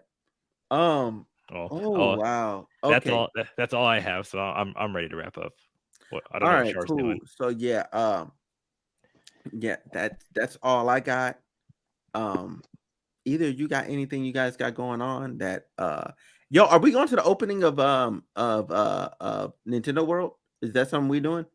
Oh, we might. I'm waiting. I'm waiting for them to let me know about the early stuff. Hey, Char, I know you're the goddess of DC, but if you want to come out here to to LA Universal, we're down in February. Yeah. Our weather's actually nicer than your weather during that time. So Oh yeah, we gonna be nice. Like just run out there, Char. Gotcha. mhm. Yep. But with that said, hey, thank y'all for watching. Thank y'all for tuning in. I'm gonna plug my friend real quick at the end here because I owe that obligation. Because I forgot. It was supposed to happen earlier. I forgot, but I'm gonna plug her, and then that's it. Hey, we good. What's up, guys? My name is Megan, and I help people move to China. If you like free health care, free transportation, and a free place to stay, and also traveling abroad, hit me up. My name is Megan, and I'm rocking with Homeroom with Smooth. What's up, y'all? So listen, this Homeroom with Smooth. Like, comment, subscribe. Listen, you know I'm back. I got the lawyer guy. Got the lawyer guy right here. He also has subscriber only content, so make sure y'all go check that out. I watch that stuff. Man, I'll get into that after we watch this stuff because he gave out so much more detail. But I'll get into that in after this. I'm not gonna show it here because I'm a firm believer in you pay people what they're worth. It's $3, like literally $3. I gave him $3. I got all the information. I'm gonna relay it to y'all, but I'm not gonna show his videos because I think that's fucked up. That's wrong. Anyway, let's go. Morning session. We had the doctor testify. The idea that these are not bullet fragments in her foot, that's done. Forget about it. Those are bullet fragments. Every single person on that jury, if you ask me, believes that it was bullet fragments. How did they get there? That's the question. Kelsey? Yeah, so that's been like this big ongoing theory. Like, oh my God, like she didn't really get shot. Okay, look, this firearm got discharged 5 times. It's not unbelievable that she got bullet fragments in her. All right. It's just the fact that she lied about glass and blah, blah, blah, blah. So people got upset about that. But she does have bullets in her foot. So let that go, y'all. Let that go. The stand, he was asked by the prosecutors, I don't know what the prosecutors were doing. If you ask me, it was a fumble this morning because they dealt with the witness who was hostile, not answering their questions, saying that she lied to them about all these statements where she incriminated Tory. And then that fumble was picked up on cross-examination. The defense attorney looks like he's on his way to the house. The defense attorney starts with the immunity piece. Okay, you've got immunity. You're only testifying once you got the immunity. Understood. Then the defense attorney goes into this idea that she's been paid off, and he does a great job of establishing the fact that she never made any statements to prosecutors in all of 2020, all of 2021. This happened in 2020. She only made a statement to prosecutors in September 2022. And the prosecutors are using all this evidence of alleged bribes. That stuff was years ago. So why would she have taken money years ago and then September 2022 not done what she's supposed to do when you take the money, which is lie for Tory? And to be sure, that's like the first 3 minutes of cross, because then we go into gunshot residue. You knew before you sat down with the police officers and gave your testimony that you had gunshot residue on you. Isn't that correct? She said, yes. Defense attorney came back and he used the prosecution's own questions against them. The prosecution had asked, hey, why'd you lie? That's Kelsey said, pressure. Defense attorney, what was the pressure from? Was it from Tory? Nope. Was it from anyone on Tory's team? Nope. Was it from the defense team? Nope. Was it from the prosecution? Yes. That type of sequence of questioning sits in a person's mind and goes, gee, I'm in a courtroom of law. It certainly seems like one side is winning. A lot more happened this morning. I'm talking about just a lot. The prosecution was straight up planting the seeds because I think there's a juror that they don't like and they're trying to get rid of him. There was an issue about the prosecution springing defense evidence. They're just like throwing, oh, hey, we got this text message. I just found it in my back pocket. I'm going to use it. And the defense attorney was going nuts. The gloves are off at this point. There's a lot of cordiality. There's a lot of decorum. People follow the rules. Nobody acts out. But the attorneys on both sides Now, when it comes to like, hey, can we get by with this? Like, no. I'm not okay with that. And, you know, they're saying stuff kind of out of order, out of turn. People are starting to feel that trial pressure. That's how it goes. Nothing is decided. Everything is an open game. You got to be on your P's and Q's when you're taking it to trial. All right. So real quick, I'm going to load up the next video, but I got this message from y'all. Hey, if you're someone that craves vibes when it comes to music like I do, you need to check out Rose Petals. Rose Petals is a 12-track R&B album by yours truly, Fair Michelle, and it just dropped. It's available right now on all major digital outlets. I'm personally inviting you to come and vibe with me through music. Let me know what you think. Shout out to the home team, the Kosher Sound, and you already know we're supporting and watching Homeroom with Smooth. Let's go. Yeah. Her link's gonna be in the description. Let's keep it going. We got to get through this morning. Let's go. Here we go. Nope. Turn you back up, buddy. Let's talk about. Whoa. I apologize. Kelsey is done testifying. We're on a 15-minute break. This has to be quick. The key moment of her testimony, I think, has to come down to when the defense attorney elicited testimony from her suggesting that there was a physical altercation between her and Meg. Kelsey seemed very hesitant answering these questions, like she didn't want to say. However, she then said, hey, we both got out of the car. You will remember Meg testified that Meg got out of the car. She does not know where Kelsey was. Kelsey was on the passenger side, and that she turned around and she saw Tory shooting at her. Kelsey testified that this part she remembers. She and Meg both got out of the car. And that there was a physical altercation. Kelsey described it as a bump. The defense attorney was like, really? You guys are super drunk. You just got into a yelling match with her over the fact that she was hooking up with Tory without you knowing. You also mentioned to her that this wasn't the first time she betrayed you like that. She had done it with one other guy. Interestingly, the defense had said it was Ben Simmons and DaBaby. Kelsey said, I only named one name. She didn't confirm if it was Ben Simmons or DaBaby. And the defense attorney's like, so after all that, you guys both get out of the car, and all of that happened between the two of you was a bump. I'll tell you, I don't think anybody in the room believes that anything that happened between Meg and Kelsey that night as far as a physical altercation is a bump, especially not when the rest of the testimony confirmed that other than discussing how she's going to be moving out of the Airbnb that she was staying at with Meg and she's going to be going somewhere else, other than a brief communication about her living arrangement, the two of them have not spoken. They have not called each other on the phone. They have not met in person. They do not talk. They are done. That's crazy. That's crazy. And that's your best friend for 13 years. But 13 years, y'all had to fight. Y'all had to fight. There's no way y'all just fell out over 13 years, over one more, for lack of a better word, one more dick. Like that's crazy. Like they there's no way y'all was tripping that hard. Anyway, boom. I'm loading it up. We got another one coming. Let's get it. Let's get it. We got more info. Whoa. Buddy, don't jump ahead. Testify for 2 full days. I watched her struggle and hesitate and take abnormally long pauses when she did not want to answer questions. I watched her respond, oh, it was confusing, it was blurry, I don't know, I don't remember, when she didn't want to answer questions. I also saw her answer some questions in the morning session very confidently, very believably. But there was one question that she answered that when she gave the answer, I felt like I was seeing the real, authentic Kelsey Harris, a person I was having a conversation with at a coffee shop like a friend, not somebody testifying on the trial. The question was this. They asked her, did you hear someone yell dance bitch? She said, now where did that come from?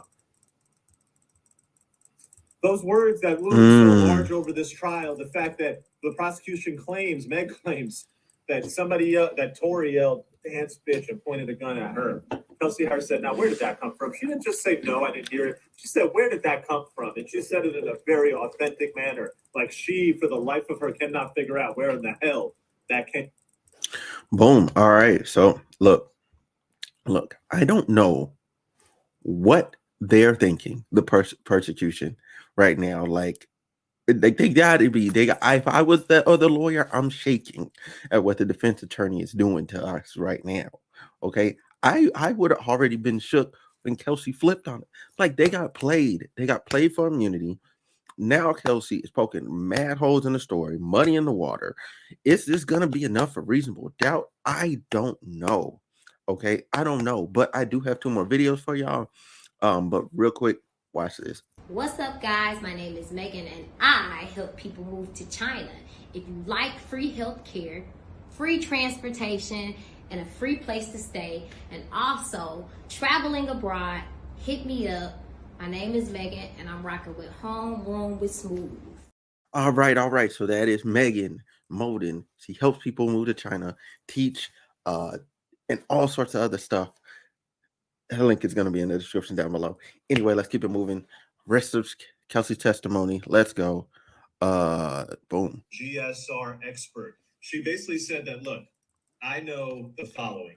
Wait a minute. Tory had GS on her. Wait a minute. Buddy, wrong video. He had the same shirt on. Kelsey got back on the stand. The defense attorney began his cross-examination. There was something called redirect examination by the prosecutor. Let me tell you exactly what happened. The defense attorney began by trying to introduce some sort of Rock Nation angle. I'm not sure where he was going with it. He asked Kelsey, isn't it true that weeks before this incident, Rock Nation was trying to sign Tory and the two of them had a falling out? Kelsey said she didn't know what they are talking about. We will see if the defense has other evidence and how this angle plays into their theory. Turning to the rest of her testimony in the afternoon, Kelsey did confirm that Meg was, she used the word irritated. She was in her feelings over the fact that Tory was flirting with Kylie Jenner. Kelsey also confirmed that EJ was there. They could have left with EJ. They did not have to leave with Tory's drivers. She confirmed that they did leave once. Meg said, I don't remember leaving once and coming back. Kelsey said, yeah, that happened. We left once. Meg was mad in the car that we had left Tory with Kylie, and then we went back because Meg said, oh, I need my slipper. We don't know if there was really a missing slipper. You can put that together yourself. She also confirmed that Meg did get out and sit at a bus stop in her bikini, and she's just sitting there. Yo, look. For anybody that's not been to LA, not been to Hollywood, them bus stops is nasty, okay? People piss on them, they sleep on them. Hell, sometimes people be fucking on them. So I would not be sitting there in just a bikini and thong. And you know, Megan ain't like just a little bit of her booty on there, man. Megan got a big ass. Like, all that booty is on there soaking up all of that nastiness. Okay, that's nasty. That's nasty. Don't go sit at a bus stop. You better off sitting on a brick wall. Them bus stops be disgusting, boy. Anyway, let's go. And Meg denied that. She said, I don't recall that happening. Well, how do you not remember that? And yet you remember exactly who shot you. Okay, there was more. There was the confirmation that, yeah, we did get into an argument over men. That, yeah, Tory did say that he was hooking up with Meg, and that was the first time I heard that, and that did make me feel very betrayed, and that Meg has betrayed me with men before. Kelsey did not confirm the baby or Ben Simmons. Kelsey did confirm that there was at least one other man that Meg has gone behind her back with, but Kelsey did not give names. The defense attorney was a gentleman and said he's not going to ask for the name. There was the issue about the bump. Let's see what else we got here. Oh, this was interesting. So the defense attorney got Kelsey to admit that when they get out of the car, moments before this gun went off, it was her and Megan, and they were walking to the back of the car, and then there's a bump. And then Megan walks away, and she's going to the front of the car. So what he did was he established that these two are very angry at each other in the car. These two get out of the car. These two go to the back of the car. Meg now goes away and walks towards the front. So you have behind Meg, before the gunshots go off, a physical altercation with Kelsey, and apparently Tory's right there behind them also. So that was pretty good for the defense. If you ask me, that story starts to add up and make a lot of sense. And here's the other part why I thought that's really interesting, because there was no gunshot residue on Quan. If, as Meg says it, Kelsey is presumably in the car and she can't see her, Tory's hanging out the window, Quan is in the car. When the gun goes off and the GSR is found, it should be found on Kelsey, Tory, and Quan. However, there's no GSR on Quan, suggesting that if Kelsey's account today is true, it is corroborated by the GSR test. If the three of them are all outside the car when the gun goes off, it makes sense that there's GSR not on Quan. Then the prosecution came on, and the prosecution went to the text message. They said, hey, why would you send this text message? And she said, look, I panicked. And then the prosecution goes into this long piece about, hey, you have always denied shooting Meg. You've denied shooting Meg here, and you've denied shooting Meg there. And I was like, what is the prosecution doing? Yeah, if you shoot someone, you start telling lies and doing damage control. And the idea that you as the prosecutor would close your redirect examination after the defense just made a very, very clear path for the jury to decide that this person, Kelsey, may have been the shooter or involved in a struggle with the gun. The idea that you would sit there and you would end your redirect by going over all the times that Kelsey has denied being the shooter and blamed Tory, well, doesn't that just support the defense's theory? There was a lot more that happened today, including testimony from a social media hunter who was going around and addressed this issue of whether Tory Lanez ever made a comment saying that Kelsey did not shoot her. There was the GSR gun residue forensics expert who testified. There was an orthopedic surgeon who was amazing. He was a little snooty and uppity, but really the kind of person you want to operate on your foot if you're going to have some major surgery. And he absolutely was believable that this was bullet fragments that was in Meg's foot. How did they get there? We continue the quest for the answer to that question tomorrow. The trial is expected to continue into next week. It probably won't be over until Thursday of next week. Wow. Yeah. All right. So look, real quick. I have one more, which is the video you guys started to hear, which is this one.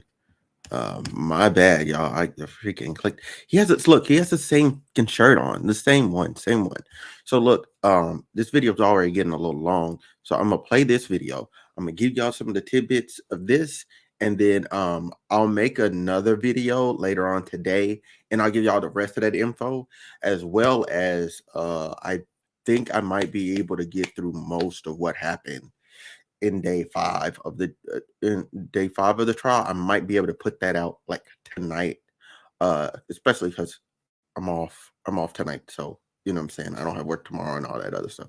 So let's go. I have GSM on her. This supports. Oh shoot, let me start this over. So y'all can hear all of what he's saying. Let's talk about the GSR expert. She basically said that, look, I know the following.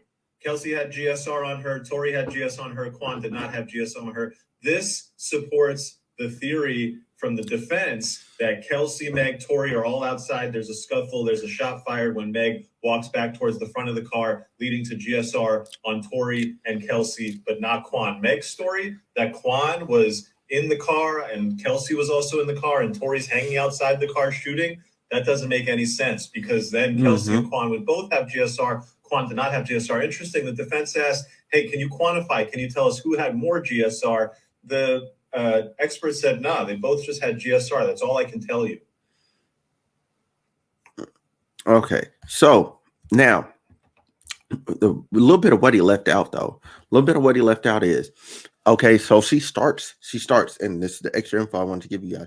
She starts going through her notes, and she starts to get through it or whatever, right? But I guess it's taking too long.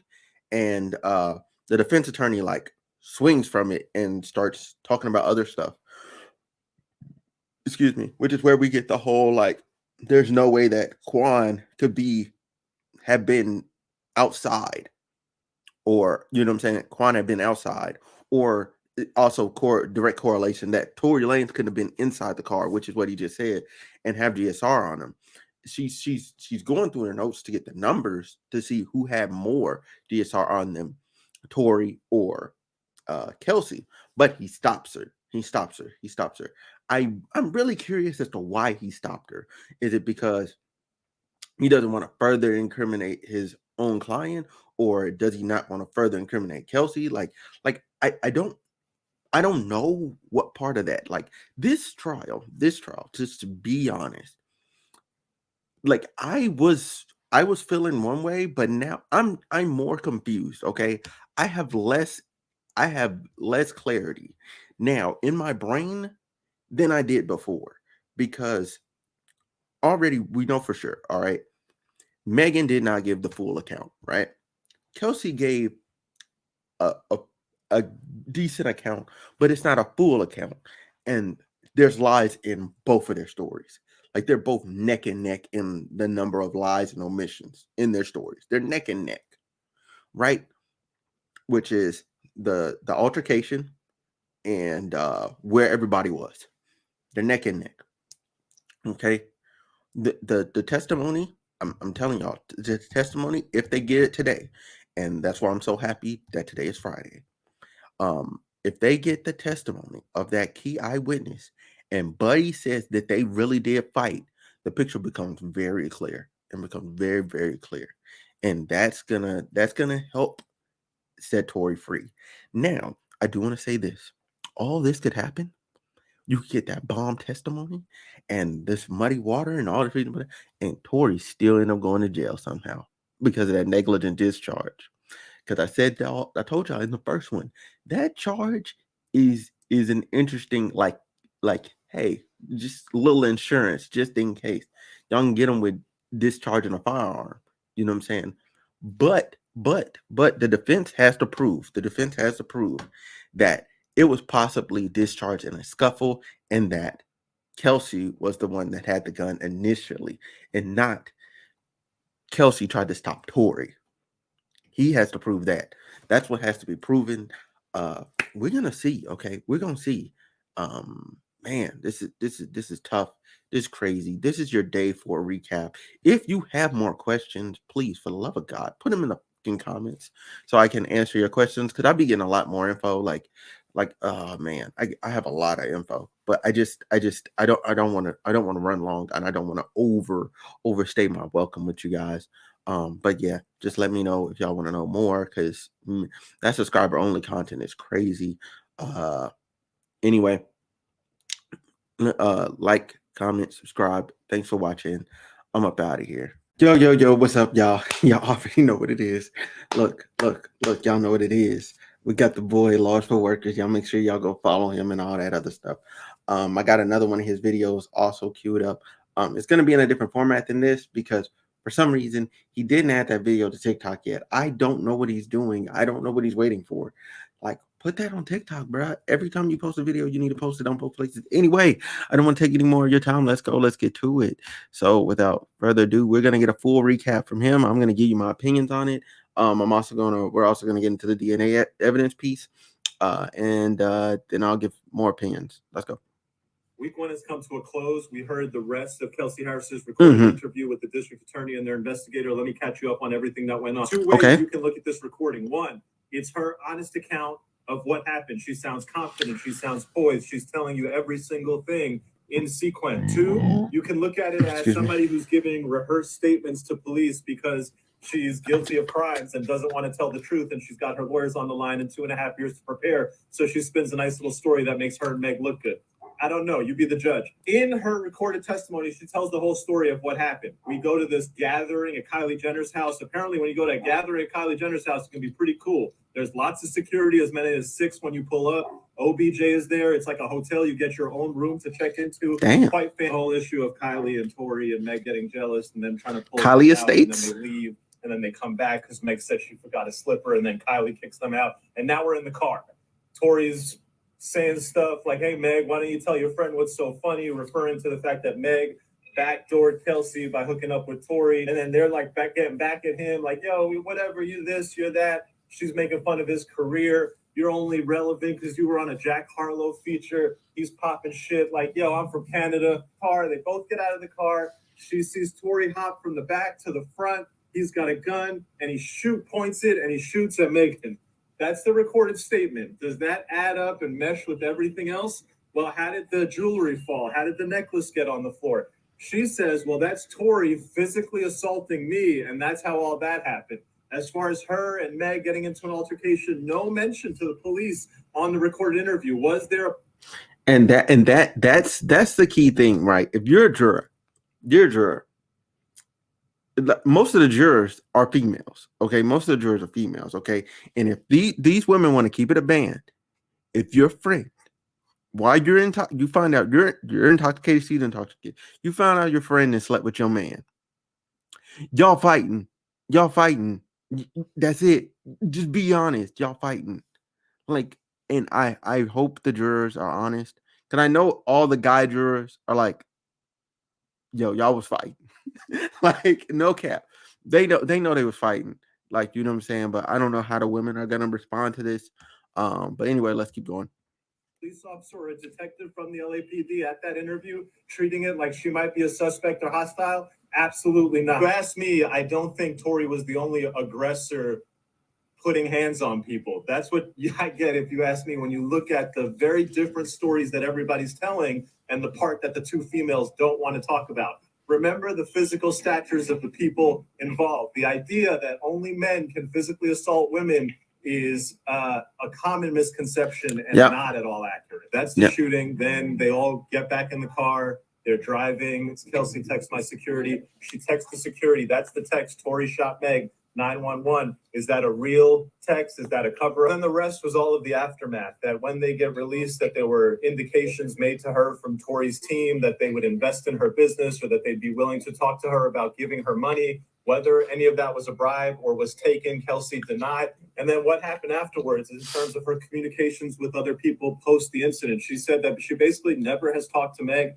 They had one conversation. Meg and her team were lying to her and saying that, hey, I'm really badly injured. I'm going to be out of commission for probably at least a year. There's nothing for you to do here. You need to get out of LA. And they basically shoot her more away lies. And sent her on to Houston, and she hasn't heard from her since. The recording ends with the prosecutors asking that, hey, are you just saying all this to get back into Meg's good graces? And she says, no, I'm saying all this to relieve myself of the burden of this. I just want to move on from. On cross-examination, the defense highlighted a couple key facts about this interview. One, there was no police presence, nobody investigating or asking Kelsey hard questions. Two, there was no grant of immunity to Kelsey at that time. So if she did have stuff to hide her own criminality, she would not have been immune from making statements, and so she had an incentive to lie. Three, they had asked her during the interview about certain text messages that might be relevant to the investigation, but there was no follow-up. They never went back and said, hey, can we get those text messages? And four, the idea that her lawyers were on the line and that this is rehearsed, prepared testimony that she had a lot of time to get ready for and give.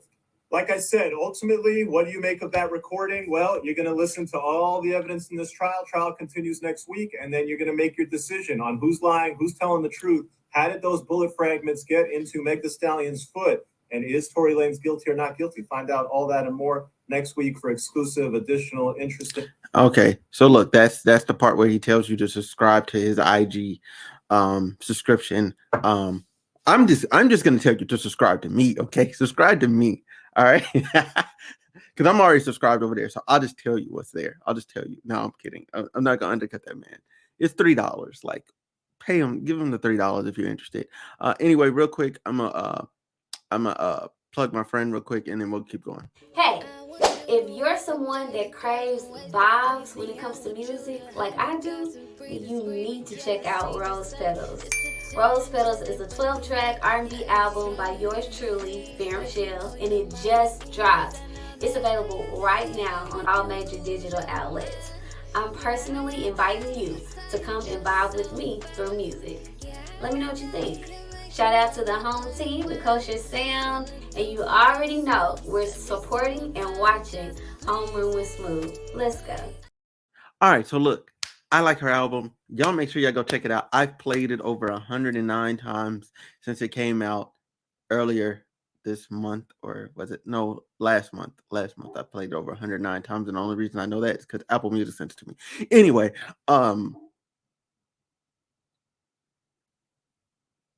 I do not believe that Kelsey is being honest. Okay, in that interview, because here's the thing. The narrative that the prosecution tried to play, right, is that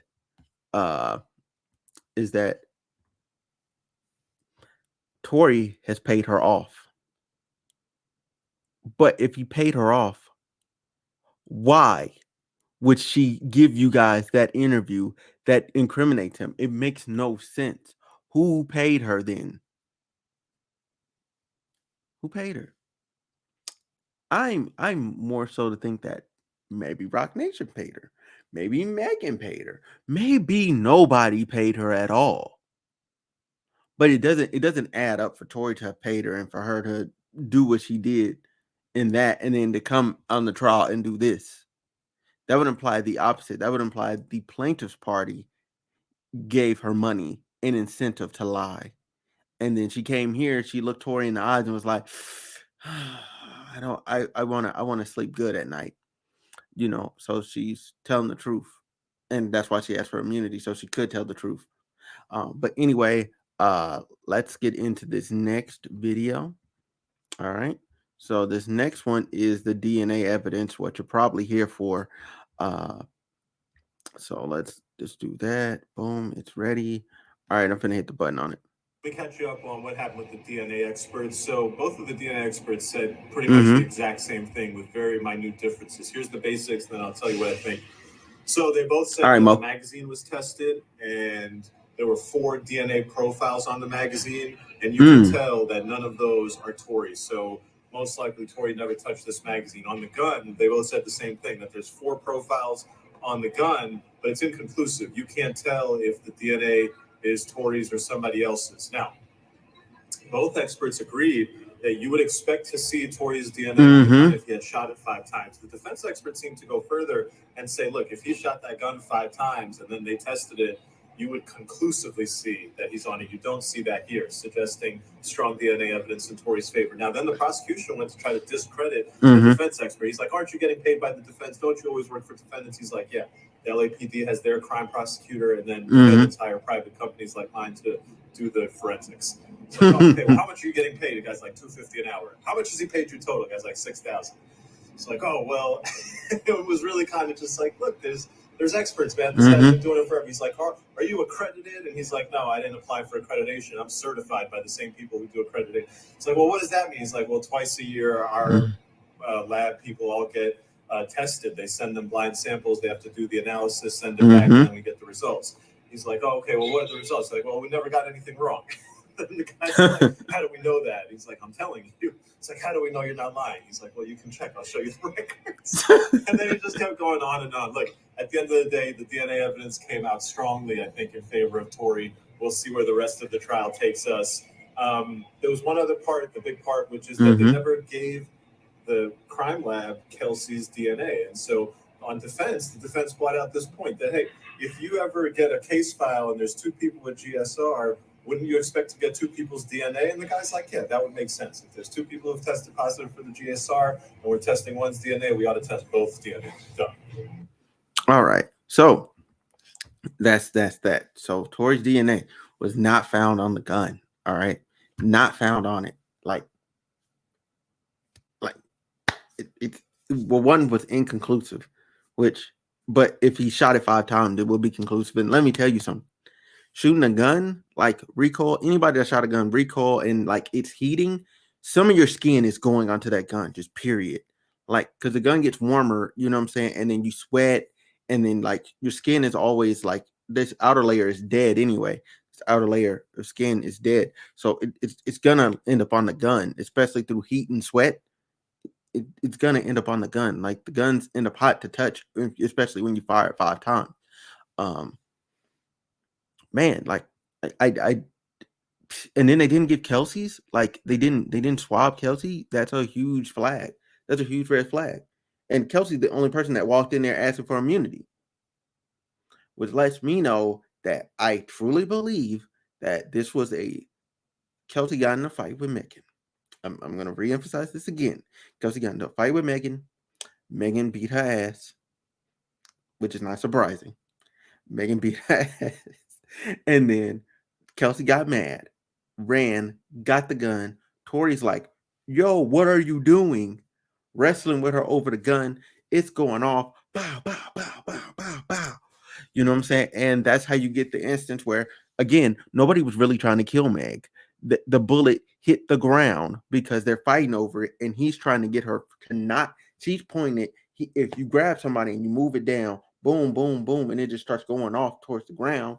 Boom, boom, boom. Like it's you're liable to get some shrapnel in your foot. That's it. That's how that happens. That's how it spreads out and ricochets. The bullet hit the ground next to her, which meant there's no intent there. And Kelsey already said in her previous testimony that who said dance bitch? So nobody said dance bitch. Nobody told her to go get a jig.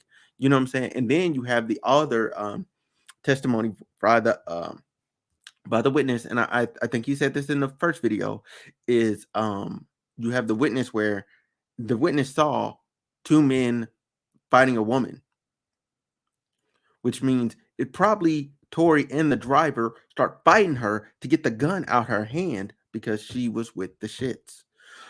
But anyway, excuse me. that's all I got for y'all. I'm gonna plug my other friend, and I'm gonna get up out of here. I'm gonna combine all these videos into a recap, a full week recap, and drop that tomorrow. That's gonna drop tomorrow, so you have everything, and you can listen to everything in its entirety, just all at once, if you want to, and see everything just back to back to back. And you can also see my statements and opinions evolve, because this is probably the most non-up open and shut thing ever. If you are somebody, and again, like for instance, myself, I have a little bias. I have a little bias towards Tory in a way, because I just feel like you have to treat people like they're innocent to they're proven guilty, right? And then plus Meg's statements changed over time, and Kelsey's statements weird, and they're not even friends anymore. Like, there's so much extra stuff that makes me in that camp. And there's people that are, you know what I'm saying, they're Megan and they're just diehard. My problem with big media and the diehards is that they won't even acknowledge stuff that's coming out in Tory's favor. They won't even acknowledge it. They just like, you hurt women. Like, that's it. That's it. And they just blindly believe. I don't blindly believe anybody. I think you have to take account, sit back, and actually think about what happened. You know what I'm saying? Like, I'm not even going as far as to say, yo, Tory couldn't have did this. I'm not saying that at all. I'm just saying it's highly probable he didn't, but he could have, because we don't know the truth. And I'm waiting for that witness to get the stand. The witness might get on the stand on Monday. I might go to LA on Monday and actually go to the trial publicly. They told me in one of the videos, they told me what time you got to get there. You got to get there by like 7 and just stand there and just wait. I might do that. I might go there at 7 and just wait there, and try to go inside. And if I do make it, oh my God, I'm giving firsthand accounts like during recess and all of that. But anyway, hey, thank y'all so much for watching. I am up out of here. What's up, guys? My name is Megan, and I help people move to China. If you like free health care, free transportation, and a free place to stay, and also traveling abroad, hit me up. My name is Megan, and I'm rocking with Homeroom with Smooth. That's right. Y'all go subscribe to her. Y'all come subscribe to me. If you need a job in China, go check her out, because she's the plug. She's the plug. She's the overseas plug. Anyway, thank y'all so much. I'm up out of here. Well. So listen, Meg Thee Stallion's bodyguard missing. And what I mean by missing, he's not like technically missing as far as like missing people's report missing. He's missing like I didn't show up to trial missing, which hasn't quite risen to the level where the police are like, oh, we need to get involved. But that is very interesting. All right.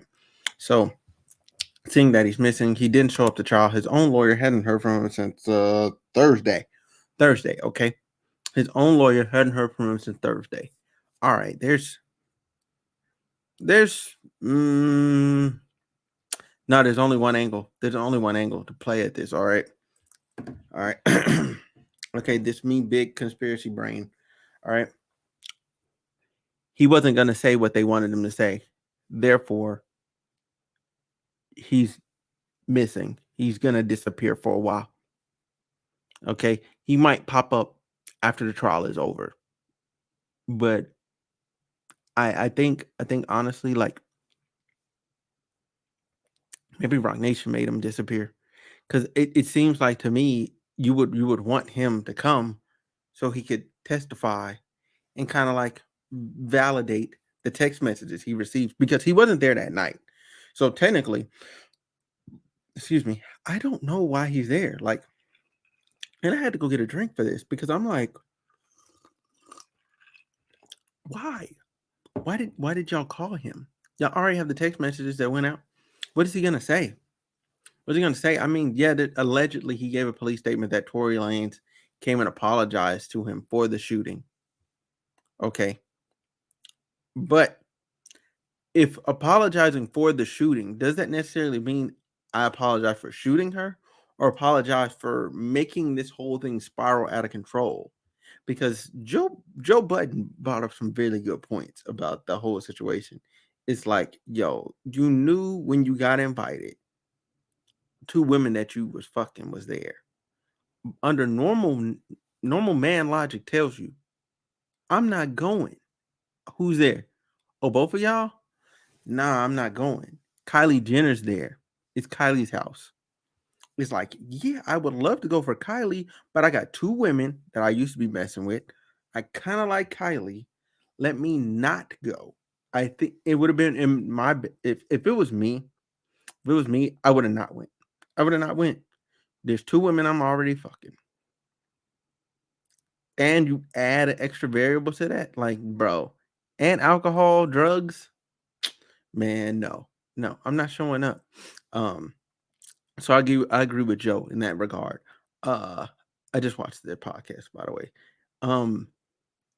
I really think that, like, even with Kelsey's statements, right? Because I said this last episode. I'm gonna say this again now. Well, the day 5 recap earlier. Even with Kelsey's statements, her getting paid by Tory Lanez doesn't make sense for her. If she got paid in 2020 or 2021, it doesn't make sense for her to go give a statement counter to what she got paid to do. Because all she would have had to do if she got paid was show up to court and basically attest to whatever Tory paid her for. But she didn't. Which means she wasn't paid by Tory. She was probably paid by Roc Nation. They had already sent her away and all that. And I want to bring up something very critical here. All right. Roc Nation is now like sending out these little narratives talking about, 1501. You know what I'm saying? She's affiliated with 1501. I mean, wasn't Meg affiliated with 1501? It's not a stretch that her best friend is also, you know what I'm saying, got in a relationship with somebody maybe around the crew. And her husband happens to be affiliated with 1501. Like, his day job ain't got nothing to do with her. Like, it don't have nothing to do with this entire situation, but yet they're throwing out that narrative already. They're trying to muddy the waters for the trial that he's about to do next month over the label stuff. And my thing is, for that narrative to come out over the weekend, there's a publicist behind that. There's a PR team behind that. You know what I'm saying? Like, I'm not stupid. I wasn't born yesterday, and I hope y'all weren't born yesterday. Like, this is like the empire of power.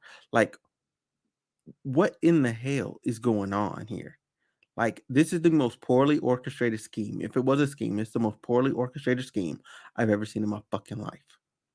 All right. And the investigation is totally botched. Okay. They didn't do a good job. All right. It seems like the DA, because they offered him a plea deal before Tory went to trial, didn't want him to go to trial anyway.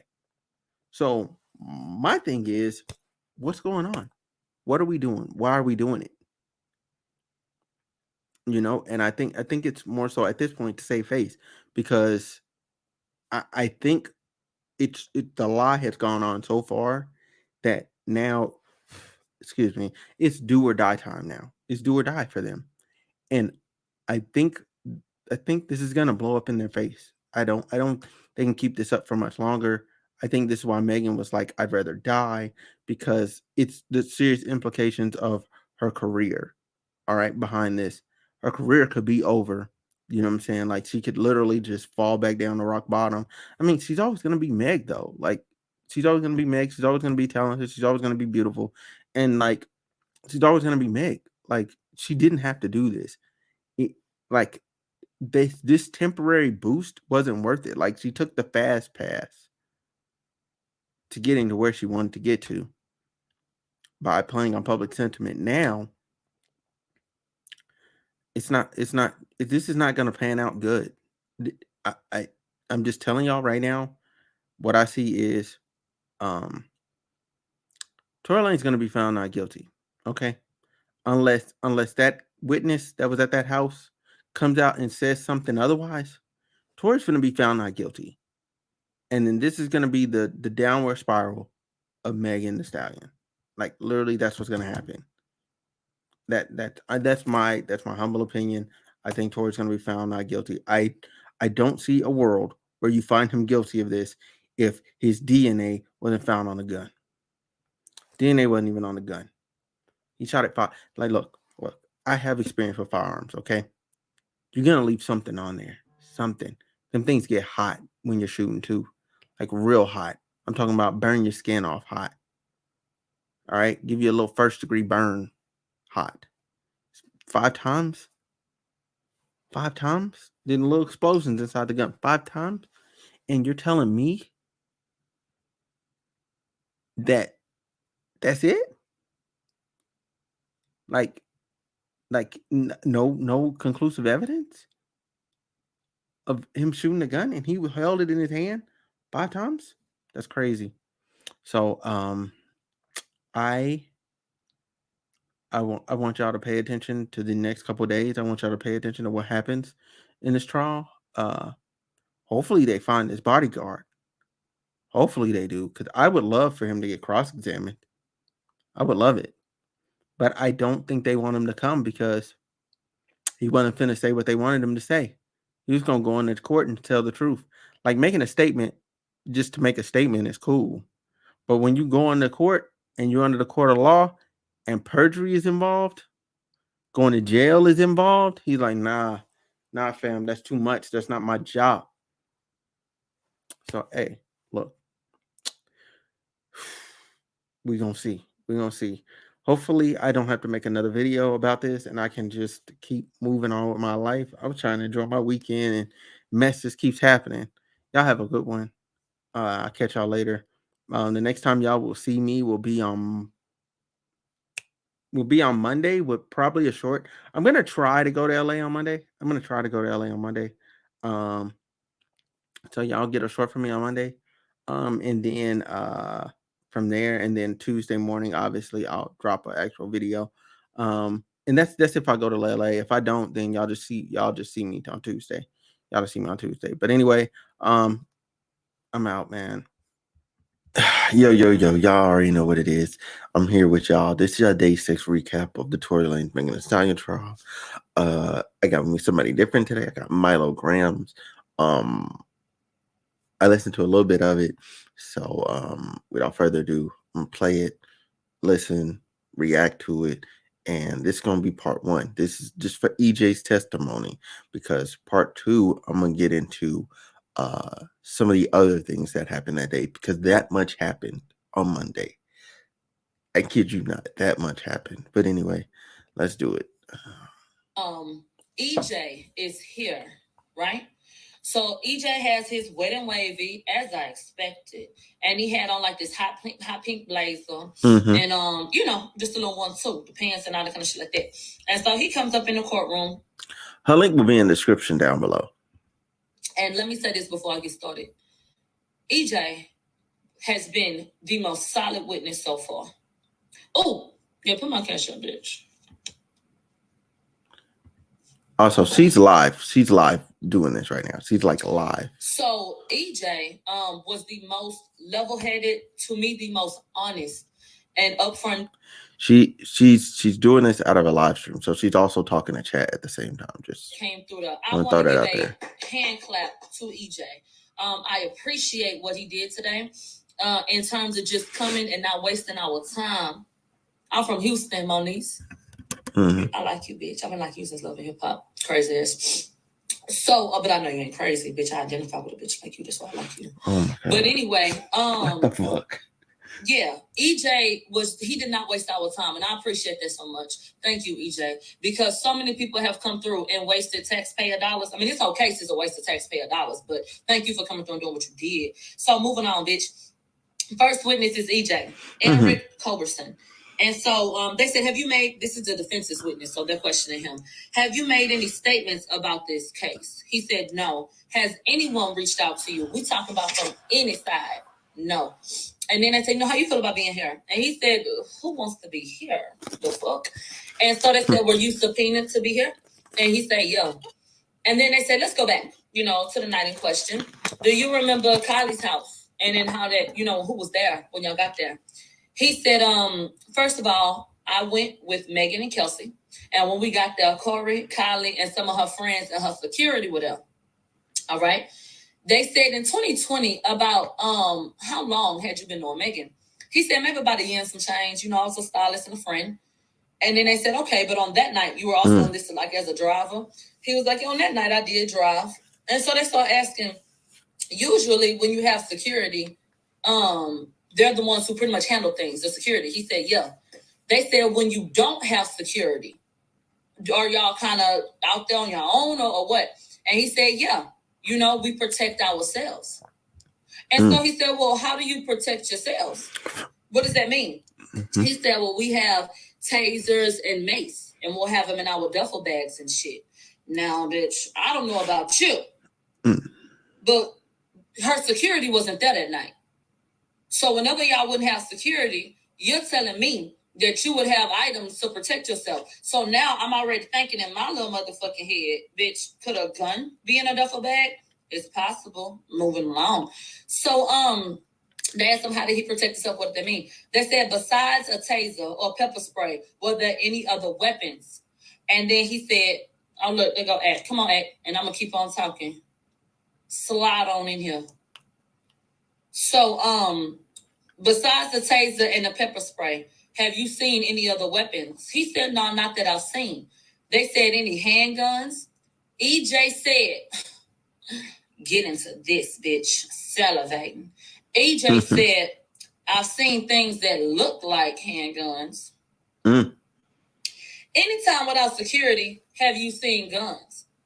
He said, I may have seen things in bags. Have you ever asked what the shit was in the bags? He said, no, because I mind my business. Right, rightfully so. What kind of protection, did you have? If there wasn't security, how was you protecting yourself? He said, I've never really needed to protect us. Okay. But, I would have a taser. Okay. They said, explain how you protect yourself with no security. He said, I've never needed to, but we would have tasers and mace in the bag. So they said, okay, what time did you get to Kylie's house and who was over there? They said, like 1:15, right? He answers this question first. He said it was Kylie, Corey, and her security there. He said when we first got there, so now I'm finna talk to you without asking questions that the defense asked. I'm finna talk to you like I'm EJ, because it was easier for me to take notes that way to just say he said such and such, okay? All right. So EJ said, when we first got there, Kylie showed us to a room to put our bags. So I dropped the bags down, and then we go downstairs. They said Kelsey was playing bill pong with Kylie's friends, and I was at the bar. They said about 15 minutes later, Megan came out. They said Megan joined in the party and then, was like, y'all having fun without me. And so she got in the mix and then they got in the water. Now, EJ said, I do not drink, but they drank a good amount. They went through a few motherfucking bottles. That's what he said. So they said before Tory got there, how many, how many bottles? What happened to Eck? I just tried to add him. Hold on. Bitch, I don't.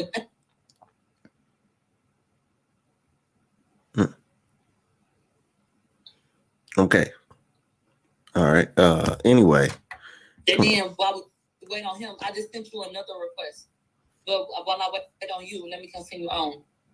So, okay, she's going to keep going. Thank God. Bar. He said, so 15 minutes after that, Megan came out and Megan joined in the party and got in the water. He said, I don't drink, but they drank a good amount. We went through a few bottles. They said before Tory got there, they went through probably 6 or 7 bottles. And then EJ said, I even remember saying, damn, that's a lot of bottles. He said Kelsey was in the pool with Megan at the time. He said, I ended up seeing Kelsey floating on the opposite side. Now, I got a motherfucking question. Well, I'll do respect, but take it how you want to. Do y'all do cocaine? How fucking drunk you gotta be for EJ to see you pass the fuck out on the pool floaty on the other side of the motherfucking page? It says academics is unable to join. Not sabotaging the live. Academics. Hold on. So listen. That's a good break. So listen. So just to recap you through all of this, all right? Because there's a portion that's getting left out because I know more. So look, they got there around 1:15. Okay, they checked. Kylie had a room for them to check into. The room was about as big as a living room. All right. like it wasn't as big as a living room, but it had a living room. So it had a bedroom and a living room and a balcony. Like she had them check into basically a mini apartment inside her own crib. That's how rich Kylie is. Okay. Kylie got a crib within a crib. All right. And the pool is pretty big. I don't know if you've seen pictures of Kylie's house. Pool pretty big. So if you just floated across to the other side and now you passed out drunk, you just eating sun. You know what I'm saying? Okay. So Kelsey knocked out on the floaty, eating the sun, just eating it. That's the best way I can describe that situation. But real quick, I gotta pay a little bit of bills. So let's do this. What's up, guys? My name is Megan, and I help people move to China. If you like free health care, free transportation, and a free place to stay, and also traveling abroad, hit me up. My name is Megan, and I'm rocking with Homeroom with Smooth.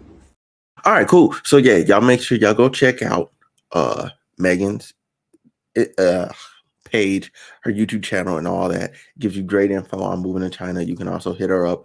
I'm gonna have her links down in the description below. Definitely make sure y'all do that. But yeah, and when he was asked about the bottles, it was 6 to 7 bottles. 6 to 8 people drink 6 to 7 bottles. I'm a drinker, okay?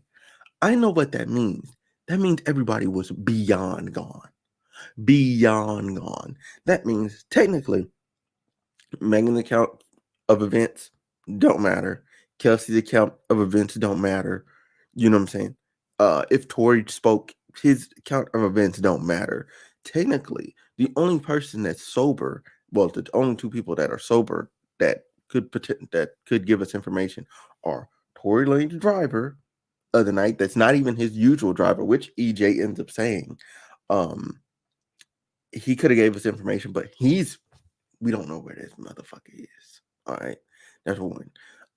2, EJ himself, because he's sober as well. That's it. All right. You see, they tried to put it on Odell Beckham Jr., but Odell don't drink, and the dude that came with him, he don't drink either. So yeah, that's that. With that said, we're getting back into this. Please try again, because I'm trying my best to ask you. Hold on, let me try again. You see how they do? Child. So, is cocaine involved? Or bitches just got that fucking wasted? That's crazy to me. Anyway, he said, I saw Kelsey floating on a... Also, side note, if cocaine was involved, they'd be awake because cocaine is an upper and it keeps you awake. Drinking is a downer. It puts you to bed. Just for the record. It's the side of the pool. Okay? Knock the fuck out. Do you know you could have drowned? Do y'all know how Whitney Houston died? Do you know how her daughter died? Do not think that you cannot drown in a damn bathtub, let alone a swimming pool. Okay? Like, don't think that can't happen. So that's something. Every time I press sad academics, it's not letting me. So academics, when I get done with this, if it still ain't let me, I'll just end the live and come back and ask you again, okay? But for some reason, it's not working. I did that yesterday with Choke.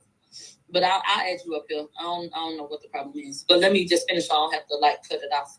So anyway, he saw Kelsey floating on the opposite side of the pool. Meg and Kylie were on another side of the pool. Mm-hmm. So he went over to Kelsey and he said, "This say you're unable to join, baby. I'll ask you in a little bit." He told Kelsey, "Look, we need to go upstairs, mama, because you know, and so he went over there. And Megan and Kylie was still drinking in the pool. He said that, and he'll describe this more later, but spoiler alert, he said Kelsey's eyes was closed. She was so fucking out of there that she was, you know how you be mumbling drunk and shit? He said Kelsey could walk pretty much, but he had to help her and put her in the bed. That's how fucked up she was. But that she was just, you know how niggas do, right? So he go put in the motherfucking bed. He said, when I came back down, people had left. So it was just me, Kylie, Megan, and a friend. But they was still in the pool drinking. He said Tory got there probably 30 minutes after Megan called him on FaceTime. She FaceTimed him. They said Corey was sitting up there like, child, are we wrapping up this party or what's going on? Because people are leaving and all this, that, and the third. Okay? I'm going to tell y'all something else and we're going to get there. But Mm-hmm. EJ said Kylie was excited about Tory coming. That she asked about him a couple of motherfucking times. Anyway, by the time Tory got there, it was just them. So, you know, that everybody was kind of, you know, chilling. They had stopped doing what they was doing. When Tory got there, they started drinking again. Okay? They said he got there about 9 to 9:30. Kelsey knocked out sleep. They said when Tory got there, Corey left. Corey. When Tory got there, I blocked that from the live. What the fuck would I know the fuck I did? Oh my God. I would have. That's okay. So anyway, I'm just gonna close this. I'm gonna cut her off. So look, that's EJ's testimony. I'm gonna add a little bit more context to this, real quick. But first. Hey, if you're someone that craves vibes when it comes to music, like I do, you need to check out Rose Petals.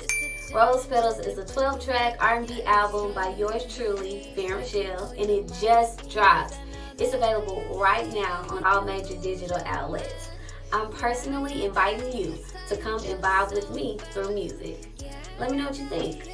Shout out to the home team, the Kosher Sound, and you already know we're supporting and watching Homeroom with Smooth. Let's go. All right, so context matters. All right, so let me walk y'all through the rest of EJ's testimony, and then I'm gonna get y'all up out of here. All right, I have a rule about 20-minute episodes, man. Like I gotta keep this under 20. Tory gets there, start drinking again, right? Cool. Corey Gamble, he left, right? That's fine. So they're all drinking again. This is the part where on the live you see Meg and Tory and Kylie on the live together, right? You know what I'm saying? Like they just kicking it. I remember seeing it that night. I was like, damn. I was like, hey, they up and Tory up. That's how I felt. I was like, Tory is up. You know what I'm saying? Like you got both of them and it's in the pool. Like in the video, it's just you, the pool, and them. Oh yeah, you up. Now, here's what I'll say about Tory. Tory violated, all right, guy code number 1. You do not go nowhere. All right, you don't go nowhere. And Joe Budden said this too, and I agree. If you talking to a girl, right, you got a girl that you're talking to, she's there. And you being messy. You talking to the friend too. You fucking both of them. You don't go there, all right? So that accountability part falls on him, all right? That's his fault. It's his fault that this situation is what it is. You know what I'm saying? Because he violated guy code. In addition to that, you add in the third factor of Kylie there. So you adding another variable, another bad bitch. Look, if you don't pay your other girls attention, they're gonna get mad, they're gonna get jealous. It's just gonna happen. That's what happens. And then you're trying to take them both to that. Like they both got in your car and y'all going to your house. What's gonna happen that night, huh? Threesome? You thought a threesome was gonna happen? You smashing both of them, bro. That was a messy situation. He should have never found himself in that situation. That's how I feel. He should have never got in that situation. At the end of the day, Meg and Kelsey should have left with EJ because Megan, and this her fault. She also knew what was the truth about what was going on. Kelsey was just an innocent party that didn't know what was going on, unfortunately, because things were being done behind her back. But yeah, they drank 6 to 8 bottles. They left one time. Because EJ said they did leave. They did come back because Meg left barefoot because she don't listen. She didn't want to listen because she was that drunk. Okay, she didn't want to listen because she was that intoxicated. I'm trying to think about what else happened. Yeah, she came back. They got to arguing. Meg got to arguing with Tory. Kylie kicks them out. EJ put all the bags into the trunk of the other car, but when they're pulled over, the bag is in the middle. All right, the bag is in the middle. All right. And he doesn't know what Kelsey packed in her bag. So therefore, she could have potentially had the weapon, but nobody knows. Nobody knows because her DNA wasn't tested. Meg's DNA wasn't tested. So we don't know if it was some spare gun that Megan had, because he said he's seen handgun like things. This story is crazy. It's a hot mess. But this is the part 1 of 2. Okay, part 1 of 2 of the things that happened the first day of the Tory Lanez and Megan Thee Stallion trial. Thank y'all so much for watching. It's 2 fucking a.m. I was supposed to do this video. It's 3 actually now. I was supposed to do this video before I went to bed last night, but I ended up just going to bed. I was tired. Anyway, I'm gonna get up out of here, and I'll be back with part 2. All right, y'all. Look, so I'm back again, and I'm back with part 2 with the normal guy. I just wanted to switch it up a little bit in part 1. You know what I'm saying? Give y'all a different little flavor. Y'all tell me how y'all like that. Versus this one. This law is for workers. Excuse me. Obviously, all his links will be pinned down below. Y'all make sure y'all go subscribe to him on IG.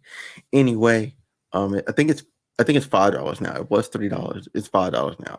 I was subscribed. I got in for the 3, so it's $5 now. Y'all make sure y'all go check him out. Anyway, let's get it popping. Let's get it popping.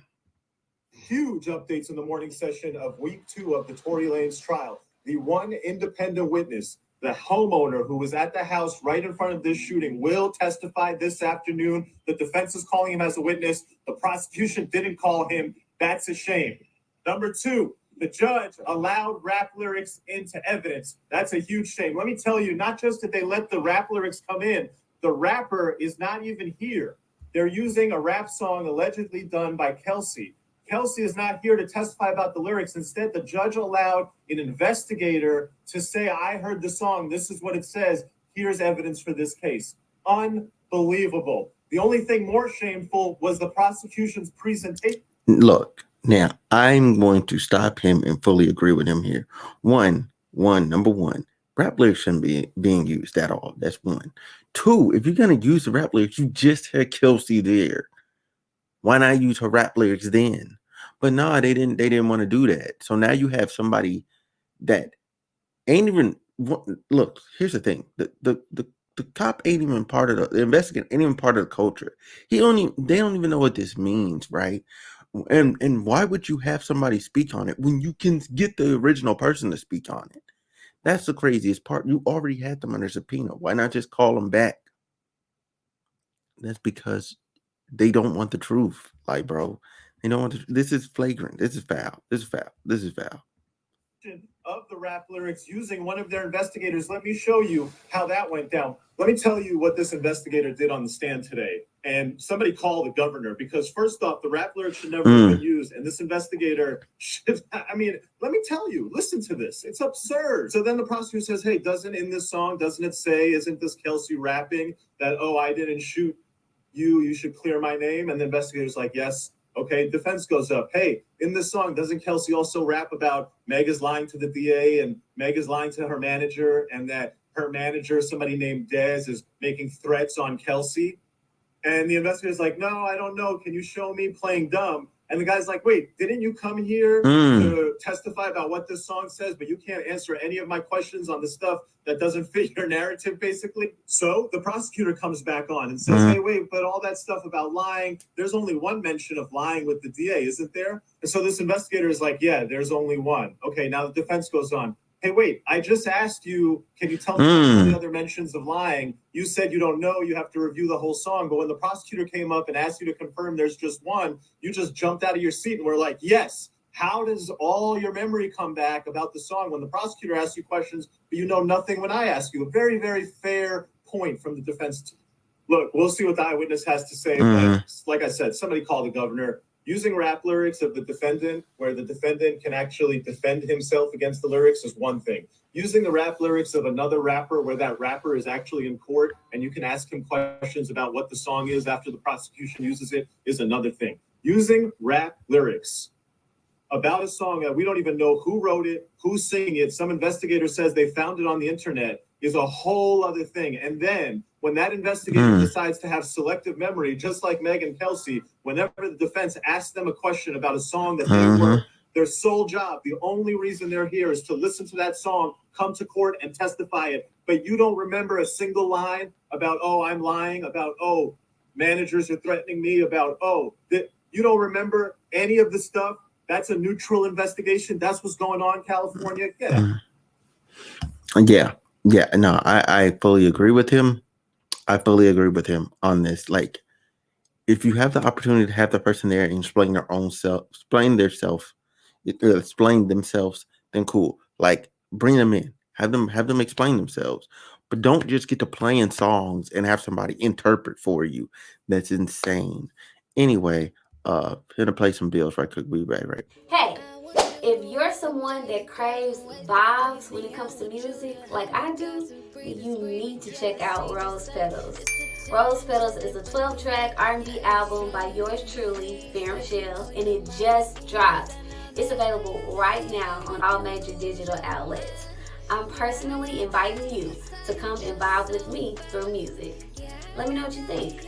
Shout out to the home team, the Kosher Sound, and you already know we're supporting and watching Homeroom with Smooth. Let's go. All right, so look, y'all make sure y'all go check out the homie Farrah Michelle. Her link is in the bio. Her link is down there in the bio. I listen to that album a lot, okay, and that song Please Me is hard. So anyway, look, we're gonna talk about the juror story, and that rap book stuff is still like top tier for me. Like, what the fuck is going on in this trial? Anyway, let's go.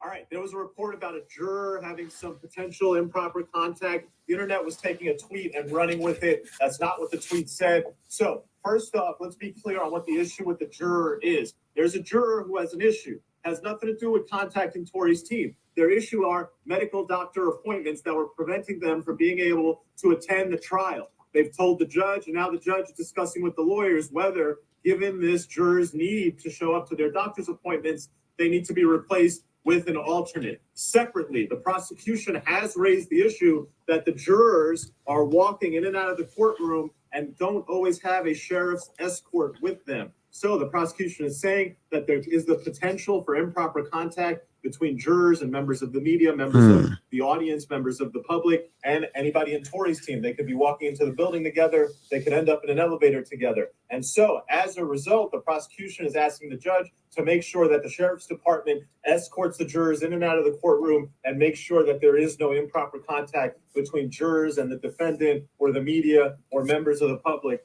That's all. I don't expect this to be a big issue. We will see if ultimately this juror gets replaced or not. But like I said, just not a big issue. All right. So yeah, I agree with him on that piece, that portion of it. I don't think that's in a court space, right? It's a court's job to assure that people aren't coming into contact with each other. Now, what they end up not doing and what they're going to do going forward is they're going to have sheriff escort. They're going to move people around a bit differently in there.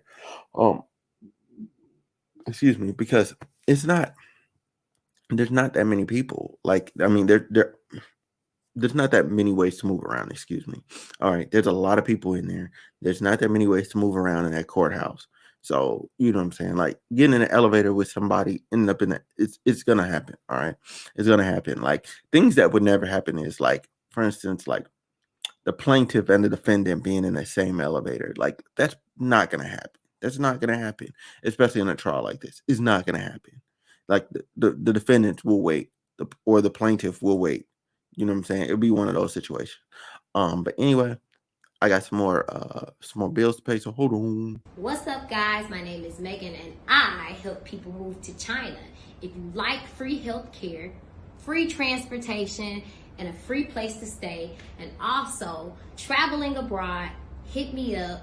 My name is Megan, and I'm rocking with Homeroom with Smooth. All right, cool. So look, if y'all want to go travel abroad, y'all want to go to China, y'all want to get a job, y'all want everything paid for while you're doing a job, hit up Megan. Her link is in the description down below. All right, so anyway, last part, this witness tampering shit, because this is stupid. Here's your Monday update. Prosecutors just tried to charge Tory with 2 new felony counts of intimidating a witness, 1 for intimidating Meg, 2 for intimidating Kelsey. They want these charges added to the criminal complaint, and they want these charges to go to the jury at this trial. The judge said, what? Hold up now. We just finished pretty much all the testimony. By the way, there's about 1 day of testimony left, maybe 2. And you guys want to add 2 new counts for what? Based on what? How long have you had this information? They said, well, we know that he's been threatening to pay them $1 million, and we had that information a while ago, but we didn't know how they were going to testify. The judge said, no, that's not how this works. You cannot add these charges to this trial right now. It would be so unfair to the jury to hear, to the defendant to hear that this is what you're trying to do. So the judge denied it. If they want to charge him with intimidating a witness, they can do that with a separate case. It's not going to happen on this case. As to the rest of the trial, testimony will conclude probably tomorrow, maybe the day after. Closing statements coming on Wednesday or Thursday. We should get a verdict. I don't know how long it's going to take the jury, but this is going to be given to the jury by Thursday or Friday. More updates to come. Wow. Yeah. Okay. So look, this trial, all right, this trial is a shit show. Okay. The persecution, they're in panic mode. They're in panic mode, okay? Because they're like, oh my God, we gotta do something. We gotta get something to stick. They're realizing their whole case fell apart in their face. Okay. Kelsey blew up on them. A couple other things didn't go their way. The plaintiff is like the state, because this is the state. This ain't even Megan. This is the state. Okay. Megan's only in this by name. All right. And the fact that she's the victim. But the state is pushing this issue. If the state wouldn't have pushed the issue, then everything would have been all good. It would have been all good. But no, due to public pressure, they caved. And now they have this bullshit ass case that honestly wouldn't have went forward. Okay. Now I've heard all the bullshit thus far. It wouldn't have went forward. If this was a regular person, this would have never went to trial. Just straight up. If this was a regular person, this would have never went to trial. But here we are. We're at trial. They're trying to trump up charges, add more charges. It's just ridiculous. It's ridiculous. Okay. The state, the plaintiff, the DA, y'all failed. Okay. Y'all failed at your job. All right. You failed at your job. Y'all did a shitty investigation. Y'all didn't know what y'all witnesses were finna talk about. Y'all weren't prepared for other stuff. So now y'all just throwing everything, rap lyrics included, hoping something will stick, something will get into the mind of the jurors to let y'all know that y'all aren't panicking. But everybody can see you're panicking, and hopefully the jurors are reasonable and they can see that y'all panicking too. But yeah. Anyway, that's day 6 in total. That's the total recap. Y'all let me know what y'all thinking in the comment section down below, because this is too much, man. It's too much. I'm out of here. Yo. Okay, look, I'm here this morning. Listen. Let's just get into it. I gotta somehow get this done. Oh my God, my eye before work. But we're gonna do this. We're gonna get this done. Either way it goes. Thank y'all so much for watching my coverage thus far. I appreciate that. Make sure y'all leave a sub, and yeah, let's get into this. Better than TV. Hollywood writers can't make this stuff up. Wait until you hear what the eyewitness testimony was this morning at the Tory Lanez. They asked Mr. Kelly, do you know why you're here? He said, absolutely. The defense attorney put up a picture of the back of his home. You can see a driveway. They had him draw a square where the SUV was parked. It was right on the curb of the back of his house, 10, 15 feet. His window is overlooking it. He stepped out onto his Juliet balcony, and he watched for several minutes as Meg the Stallion and Kelsey, the 2 females, he didn't identify them by name, got out of the car. They were engaged in a fight. It was scrapping. It was quite aggressive. It started with arguing that woke him up in the middle of the night. Where his house is, often him and his son are woken up in the middle of the night by people who stop in and around the back of his home. This was another night, arguing, escalation, 2 women fighting. He watched the whole thing while standing on his balcony. Oh my God, it gets crazier. As he looked down on a fight that he described as quite violent. He then saw the larger gentleman, this is presumably the security guard Quan, come and violently try to separate them. Eventually, all four were both involved in what he called an aggressive, everyone fighting, essentially just a melee, a free-for-all between four people in the middle of the night, right outside of his back window. He said at one point he saw one woman go back towards into the car. At that point, he saw a muzzle flash. Then he said there was a man, and after the first few shots from the woman came off, he saw the man getting involved with the woman, and more shots went off. On cross-examination, the prosecutor asked him, did you see the man shoot? He said, yes, I saw the shorter man with a gun shooting violently in the air at least 5 times. Okay, wait, what? That's not what you just testified. Then the defense attorney went back and asked him, I thought you said you saw the woman and then you saw the man shoot. And he's like, yeah, you have to understand, it was just a crazy free-for-all and it all happened very quickly. And then he said the most shocking thing that has come out in this case, which is that after the shots went off, one woman crawled further away, that the 3 people then went over there and beat her violently while she was on the ground. They picked her up. They like they were going to drag her and throw her into the river. Instead, they dragged her across the street, put her in the car, and drove off.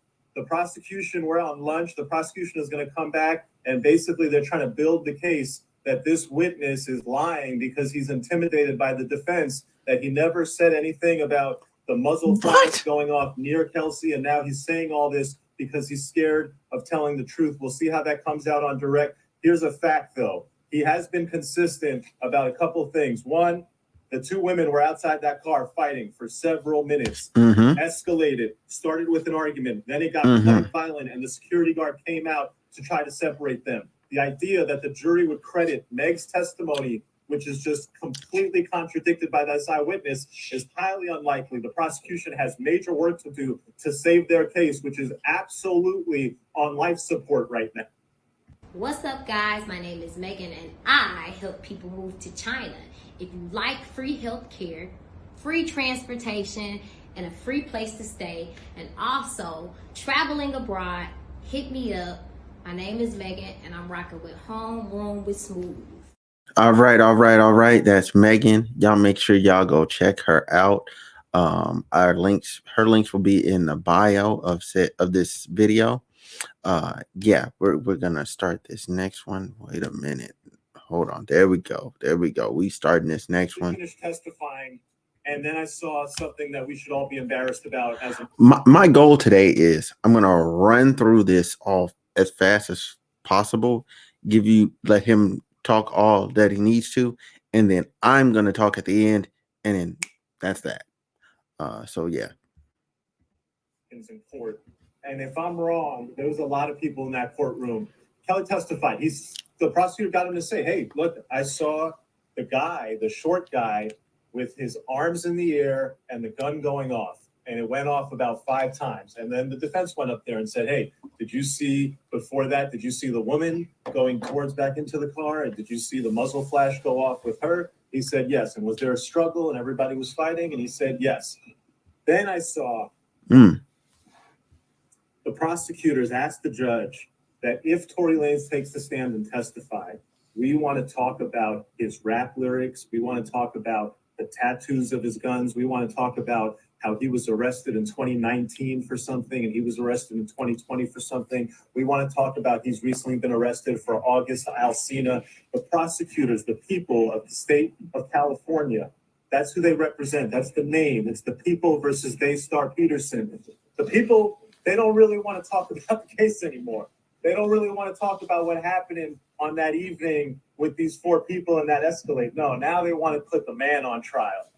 They want to talk about everything Tory Lanez has ever said and everything that Tory Lanez has ever did. Because if they can't get you the fair way, the right way, they'll get you any way they can. That's what I saw in the courtroom. Tell me I'm lying. Man, that's crazy that they want to use his rap lyrics against him. Hold on real quick. Hey, if you're someone that craves vibes when it comes to music like I do, you need to check out Rose Petals. Rose Petals is a 12-track R&B album by yours truly, Fair Michelle, and it just dropped. It's available right now on all major digital outlets. I'm personally inviting you to come and vibe with me through music. Let me know what you think. Shout out to the home team, the Kosher Sound, and you already know we're supporting and watching Homeroom with Smooth. Let's go. All right, listen, y'all. Listen.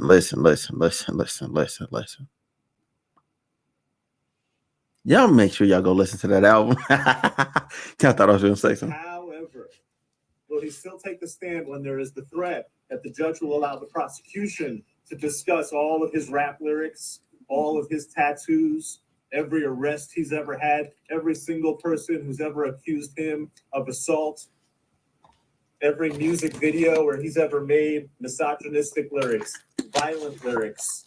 Can he still take the stand and tell his truth of that night, but withstand the character assassination the prosecutor has in store? That's what him and his team are discussing right now. That is not supposed to happen in a court of law. Your character is not supposed to be on trial. But tonight, Tory Lanez will decide, gee, can I take the stand and defend myself against these allegations? Yes. Can I take the stand and defend my entire character against every single thing they could possibly throw at me? To be determined. Oh my God. Okay. So man, I got to chill. My nose got cold real quick. I do want to say this because this is honestly, I'm impressed. This went faster than I thought it would. There's some stuff that was left out, so I'm gonna try and like hit those points of what was left out. So we got let's see. Well, first of all, we have Megan and Kelsey got out the passenger side. They both started fighting. They went to the back of the car. They started fighting. Boom. All right. Because what's left out is the line of questioning where he asks, so when the first shot went off, where were the men? Right? The men were still in the car. So Kelsey and Megan fought. Kelsey went back to the whip, grabbed the gun, fired. Okay? Fired the gun. Then they wrestled the gun away from. Then Tory hopped out of the car and wrestled the gun away from her and started shooting it violently in the air, right? Because I'm assuming, like, once people got to fighting or whatever, maybe they got to fight more. I have no idea. I wasn't there, so I'm not going to try and paint a picture that I don't know. But he did say that's when he started shooting in the air, or his hands, like saying he was shooting everywhere. He wasn't pointing at nobody. He was shooting in the air, right? Because at the end of the day, like the clip got emptied and it ended up in I keep forgetting the technical term. It ended up open, where the slide is open and the magazine pops out, right? Because it's like, yo, you can pop the magazine out because it's like, yo, I ain't got nothing else. I have nothing else, like no more bullets. So that happened. Then there's a obviously the scuff over the gun. Then they beat up another woman, and then they drug her to the car, and they got her in the car, right? So if they all beat up Megan like that, that's crazy.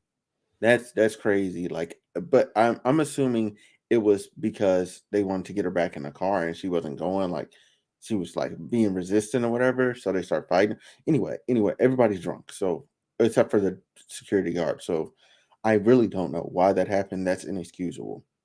What Tory Lanez is guilty of is probably negligent discharge, which is just shooting a gun. You can't just shoot a gun in the neighborhood, okay?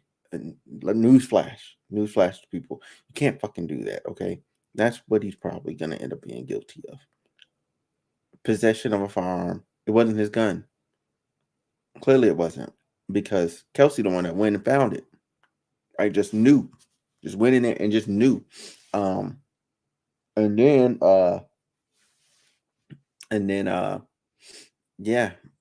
Kelsey's guilty of shooting her, because I explained this to some other people, and I'll explain this to you guys too. She pointed the gun with intent to kill Megan, right, with intent to kill or harm Megan by shooting her. Therefore, it is only safe to assume that her bullet missed and thus ended up hitting the ground and grazed her. That is safe to assume. What is not safe to assume is that somehow Tory Lanez, by shooting in the air, somehow shot her foot. Like that's not safe to assume.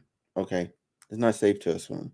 I argued with some people about this, and I realized that they're stupid, so I just left the group chat. Because they don't want to like even concede any. Like at first, I was like, oh, he's not guilty on everything, but then I was like, nah, he's guilty of negligent discharge, right? But their position is, oh, he shot Megan, he hurt Megan, he needs to go to jail for forever. Like I'm like, what? I'm like, if this was you in this position, right? If this was you, same sequence of events, you'd want somebody to be partial to you.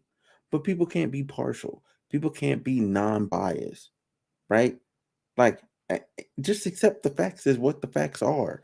Accept what people saying as what they're saying. Like, you know what I'm saying? Like, people are cherry picking tweets for what supports their narrative, which is nuts because the very next tweet literally goes into why that narrative is dumb.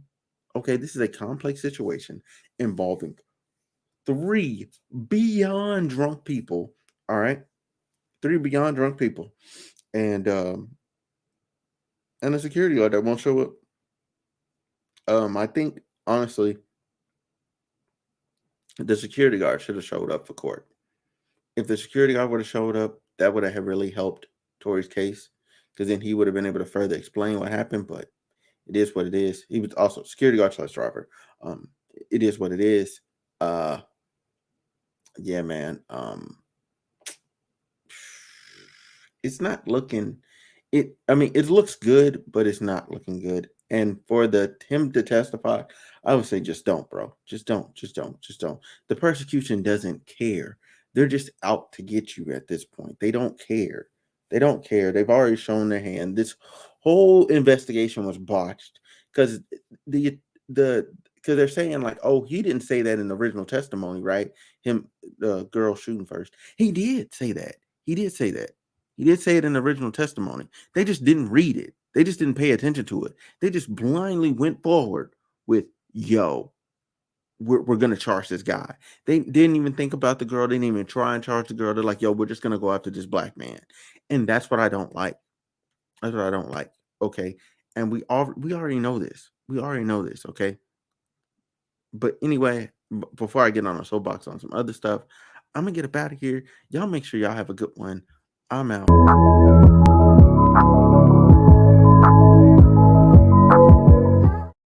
All right, y'all. What's up, yo? This is Homeroom with Smooth. Like, comment, subscribe, all that other good stuff. I don't even normally do that, but here we are.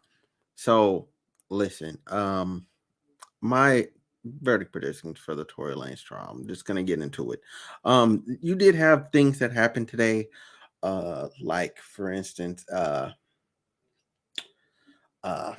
Jaquan, they found the driver. The driver showed up. The defense pulled him out like a rabbit out of the hat. I guess that was their final trump card. They were gonna use it, but they were gonna have him testify. But the persecution said, "Oh, we're gonna need another week. We're not prepared for this." What you need to get prepared for? It's a witness. He was there. Y'all didn't even interview him. Y'all were trash. The persecution was that trash. They didn't even interview that dude. That lets me know they ain't want the truth. They ain't interview him. They ain't trying to find him. You know what I'm saying? They ain't trying to get no statement from him. Now that the defense got him there, they shook. They were shook. So they told a week. And the defense was like, nah, we ain't finna wait a week. We just gonna do this right now. So Jaquan did not testify. Boom. All right. So there's that part. That's pretty much the highlight of day. There was some closing statement stuff. The defense they didn't get to finish their closing statements because it got too close to 4:30, and because there's a union for the workers in the courthouse, they could not proceed past 4:30. So they had to wrap up the case for now. They'll be back in tomorrow for the last bit of closing statements, and then there'll be instructions to the jurors. It'll be given to the jurors, and we should have a verdict either by late tomorrow or early late tomorrow, early I'm trying to think, early Friday. Yeah, early Friday. Damn, my brain. Early Friday. If mm, mm, mm. I'm just gonna get into it. My predictions are this. All right. On the charge of actually shooting Meg, not guilty. He's not getting that one. Possession of the firearm, that second charge, he's not getting that one either because it's not his gun. It's not his gun. It's not his gun. And he took it away from somebody that was shooting. Somebody shot and he took it from them. It doesn't help his case that he shot in the air. Fucking drunk moron. Drunk moron. So listen. He definitely is getting off on the possession, right? But because of how the possession charge is defined, he'll get off. He'll get off. However, how motherfucking ever, that negligent discharge, because that is you willfully or unwillfully let off a firearm in a residential area, bruh getting a charge for that. Okay, he's gonna get charged with that, unless they just, the jury is so fed up with the persecution and how botched this investigation was and how this really shouldn't even came to trial because of how bad it was. He will get off on that and he'll be not guilty. However, I think that's very improbable. I think that's not even using common sense. He's going to get that negligent discharge charge. Now, that carries, I think it's enough to get him deported. If he does get that, it's enough to get him deported. However, he could then appeal it. He could appeal it. And then when the appeal, bring in the other witness, the driver, and win his appeal, thus being able to stay in America. Hey, and he can't get deported while appealing. That's that. Do I think he's going to get jail time? No, I don't think he's going to get jail time. I think he's going to get probation. That's what I think. I think he's honestly, genuinely going to get probation because it sounds to me like he did not have intent to hurt her. You know what I'm saying? And you heard EJ's testimony where he was saying like, nah, I trust him with Megan.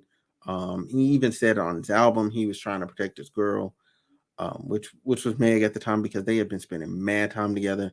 Heard from EJ, he dropped her off at least 10 times himself. He dropped her off at least 10 times. I mean, that's showing like some type of little bond right there. I think that overall this was a messy situation and liquor got involved and things went left. Okay. Tory shouldn't have been at no place with two girls that he's smashing. That's one. That's violation of the code. All right. Don't do that. Don't do that, especially when they're close friends. You're not in the same room ever with them when they're friends like that. You don't get in the same room with them. The months where he was getting, you know what I'm saying, knocking Meg off, Kelsey was back home in Houston. All right. So it was a safer play. It was still wrong at the end of the day. And that's one of those things where like if you get to doing wrong, it stacks up and then something happens to you. You know what I'm saying? And it's not like I'm saying this is justified because he did that. Like, no, I've done that myself. It's just that well, damn. Anyway, I'm not perfect. I've done that myself, but you learn. When you learn better, you do better. Things happen. There are consequences for every action. All right, best way to put it. There's consequences for every action. He shouldn't have did that. And Megan Kelsey, they shouldn't have lied about fighting each other. And this just overall mess. Hopefully, everybody can heal from this and grow from this or whatever. But definitely, I don't want anybody to say like he didn't like he was out there with malicious intent, because none of that was proven. None of that was proven. The accounts given by the eyewitness, the non-biased eyewitness, seemed like he was trying to save the day. Fair enough. He was trying to stop the shooting from happening. Um, I don't think when he said he had his arms in the air, shooting everywhere, but that means he could have been just doing this number right here. That doesn't mean he pointed at the ground and shot her. He literally got the gun away from her. Now, could there have been a struggle with the gun and a flash went off and a bullet kind of hit her? Sure. Kelsey's bullet definitely had intent to hit Meg. It did. It did. She didn't shoot in the air. He said he saw the mother flash. You know, yeah. So with that said, that's how I feel about it. That's what I think. Y'all let me know what y'all predictions are, what y'all think about it. And we're gonna see. We're gonna see what happens. Y'all, we're gonna see what happens, man. Y'all have a good one. Uh yeah, we'll be back tomorrow or Friday with a verdict.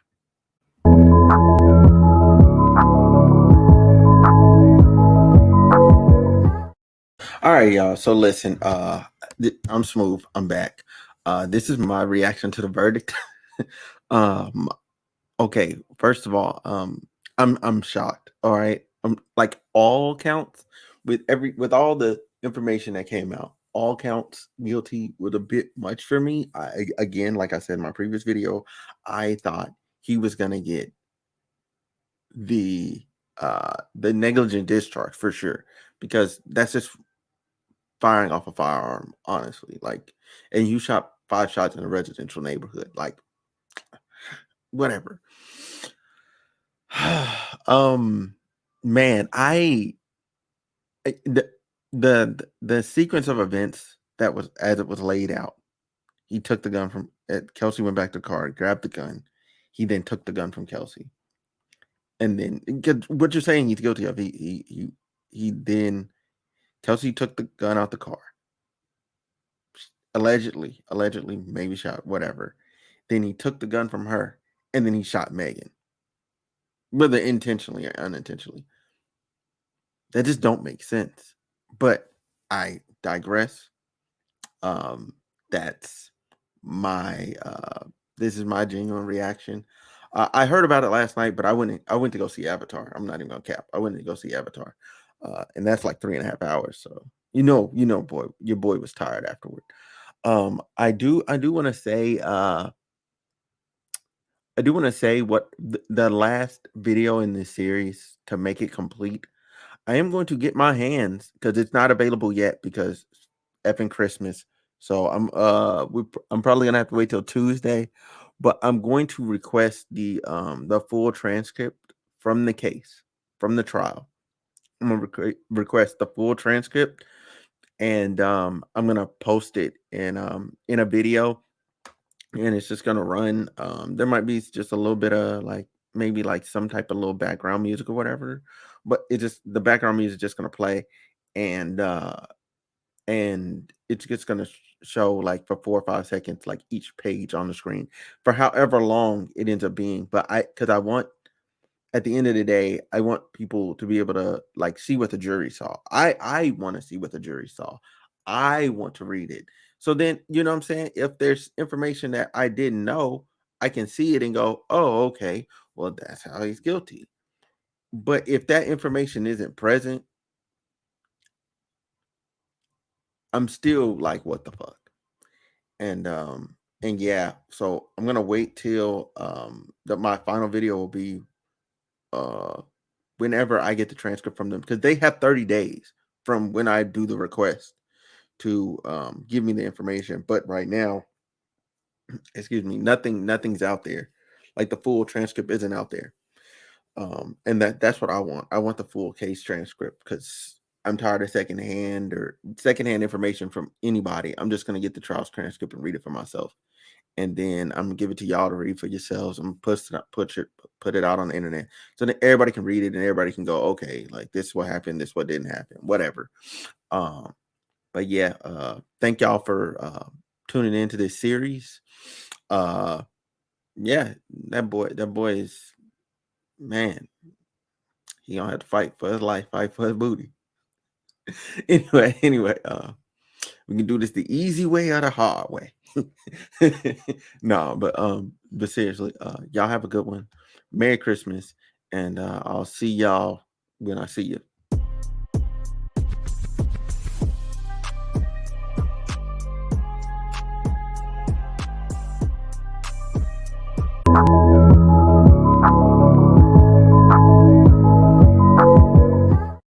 All right, so look, y'all. Hey, this Homeroom was smooth again.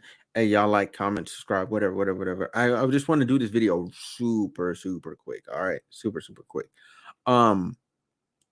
So we seen all that information come out about the Tory Lanez trial, whatever. That's fine, you know what I'm saying. But there's one problem with all the information that came out. It's just the plaintiff's evidence. That's it. It's like they went to go get the evidence from the court, and they were like, I'm just gonna leave the defense exhibits on the table. You know what I'm saying? Like for instance, where's this at? Boom. Okay, make it bigger screen. All right, so y'all can see this. So if I go to her page, boom, I go to Nique At Night, because it's the person I'm talking about, right? I go to her channel. I'm not subbed. Base as fuck. Let's see, is it this one? No, it's not that one. It's not that one. But I mean, you can see with these videos, like boom, it's a jail cell call, right? The plaintiffs did that. It's made crying evident in the ambulance. That's the plaintiff's evidence. Again, this gunshot audio, this is the plaintiff's evidence. This right here, this Kelsey stuff, this interview that she did with some interviewers that the police weren't even present. Like, what? I don't even know how that even. Anyway, that's what that is talking about. All right, so then you go over. Oops, not her shorts. Go to her lives, right? She says, let's talk about all the evidence. This video is an hour long, okay? This one, now this is the full interview, you know what I'm saying? Hey, it is what it is. This is cool too, you know what I'm saying? It's the full thing of Kelsey talking on the phone. I mean, of Tory talking to Kelsey on the phone, right? When he first got locked up. However, she's already leading you to believe something by saying incriminating jail call, right? You know what I'm saying? Like, and then she's over here talking about my experience witnessing the Tory Lanez verdict, eruptions in the court, blah, blah, blah, blah. She wasn't even there every day. You know what I'm saying? So, like, what exactly are you talking about? Like, you know what I'm saying? Like, you know what I'm saying? Like, what exactly are you talking about? And then this is her talking about Meg Thee Stallion going after bloggers. I think that's Meg Thee Stallion going after bloggers is crazy in and of itself. But anyway, the rest of the coverage is cool. It's fine. You know what I'm saying? It's fine. It's cool. You know what I'm saying? She just didn't go every day. You know what I'm saying? Like, if we go down her page, she did not go every day. Like, look, we just stepped into another month. So look, if you go back up, boom, do you have the Kelsey immunity deal? This is TSR coverage. This is the Mission Bodyguard stuff. This is the day 6. She was there for that. She was there for this day 6 stuff too. And then, like, what? This is the day the witness talked. This is a full breakdown of day 6. Full breakdown of witness who saw. That's not even day 6. This is not even day 6, because I did full coverage of it. That's not even day 6. What the witness saw. The witness take the stand and says, like, this ain't even, these two aren't even day 6. That's one thing but this is fine because it's just a full audio. It's just the title is misleading. This is fine where she drops the dime on Tory and I. Yeah, I mean, yeah, like she does incriminate. So this title is fine. This video is fine because it's the full interview. Like, I'm cool with that. I'm cool with this. But this is not all the evidence. Like, this video from 4 days ago, this is not all the evidence. Like, and I just want everybody to know that. Like, that's not all the evidence. This video right here that I'm circling my mouse around. This one right here. I'm not going to play any of it. I just want to point out that fact that it's not the full evidence. The defense's evidence was left out. You know what I'm saying? The full transcript was left out, which is ridiculous. Like if you got all this evidence, right, and they gave you all of that, why do you not have the full transcript too? You got to have the full transcript. It doesn't make any sense if you don't have the full transcript. That's what I'm saying. That's all I'm saying. I don't know how she did this video. Well, got all those videos and got all the evidence and stuff, because it costs money. It costs money to get that stuff. You know what I'm saying? So I really feel like, you know what I'm saying, they kind of just gave it to her, right? That's what I feel like. I personally feel like they gave it to her. They gave her the stuff. They gave her the stuff, because at the end of the day, and here's the hidden agenda part on my video.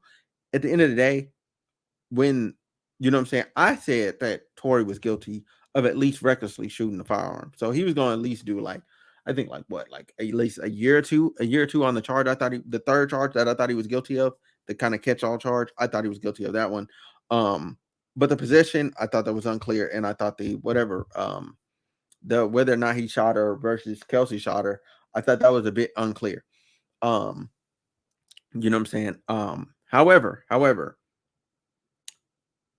to say you're presenting all the information and somehow you got all this information, but you only have the plaintiff's information, makes me feel like the plaintiff gave you the information, because the agenda, which is back on point, the agenda is to continue pushing the narrative that Tory Lanez is a bad person and he is truly guilty of this, because nobody, not in mass, like a lot of people have a lot of doubts in there, because they're already like, oh, Meg's a liar, you know what I'm saying, and Meg's a snake for sleeping with the man that her friend was talking to, you know what I'm saying? Like, people already are feeling that way, so they're like, how do we drum up more sympathy? How do we get our, you know what I'm saying, our person, our PR, like her PR team, that's their job. Rock Nation management, like PR and all that other, like that's their fucking job. I'm not going to go conspiracy theory with it, because it's their fucking job. It's their job to make their artists look good. This stuff is a stain on her. How do you make her look good? Oh, you present more stuff to get her feeling people more sympathetic and more empathetic. So then they start overlooking other things and they start pushing that other stuff to the back. That's their job. That's what they're supposed to do. So I'm not mad at that. But what I am saying is that this clearly feels like an agenda. Because it's literally just one side. If she was gonna come out here and present everything, every piece of evidence actually, then cool. But she ain't produced none of the defensive stuff. None of it. It's like it didn't even exist. She didn't produce the full transcript. It's like the full transcript didn't even exist when it does. And if you're telling me you went to court and you got this stuff, you didn't just get the plaintiff stuff. If you asked for the court stuff and you were there, that means they gave you everything and you just omitted stuff. But I doubt you actually went back to the court and got that stuff. You got it sent to you by either the DA, but I doubt it. Like, why does the DA care? Probably it was more likely Megan's team, okay? That's how I feel about it at the end of the day. Like, how can we put this out in a way that feels organic, that feels like somebody just did it? You know what I'm saying? That's what I feel like, honestly, because it's not stuff that you can just regularly get. You know what I'm saying? No jumper said by the end of the trial, yo, I'm gonna go get this stuff, and they ain't even produced nothing. You know what I'm saying? I went to go get the stuff, and it's like it's like $1,000 something. I said, fuck no. I'm like, fuck no. Like, unless niggas start handing me bread to go get that stuff, I'm not finna go spend $1,000 of my dollars to go get that stuff. I'm not. And if I go get everything, trust me, I'm gonna present everything. I'm not going to leave nothing out. I'm going to present everything as is, so you can come to your own conclusion, because that's what unbiased media actually is. And I feel like a lot of this stuff, she had a clear and concise bias, because it was just the plaintiff stuff. But y'all can let me know what y'all feel like and what y'all thinking in the comment section down below. That's the end of my video for tonight. Tomorrow morning, y'all gonna get the podcast in the morning, per usual. Excuse me. I'll also have another short up and all that other good stuff. I'll catch y'all later. And I hope y'all have a good one, good night, and enjoy your 2023. We just getting started, baby.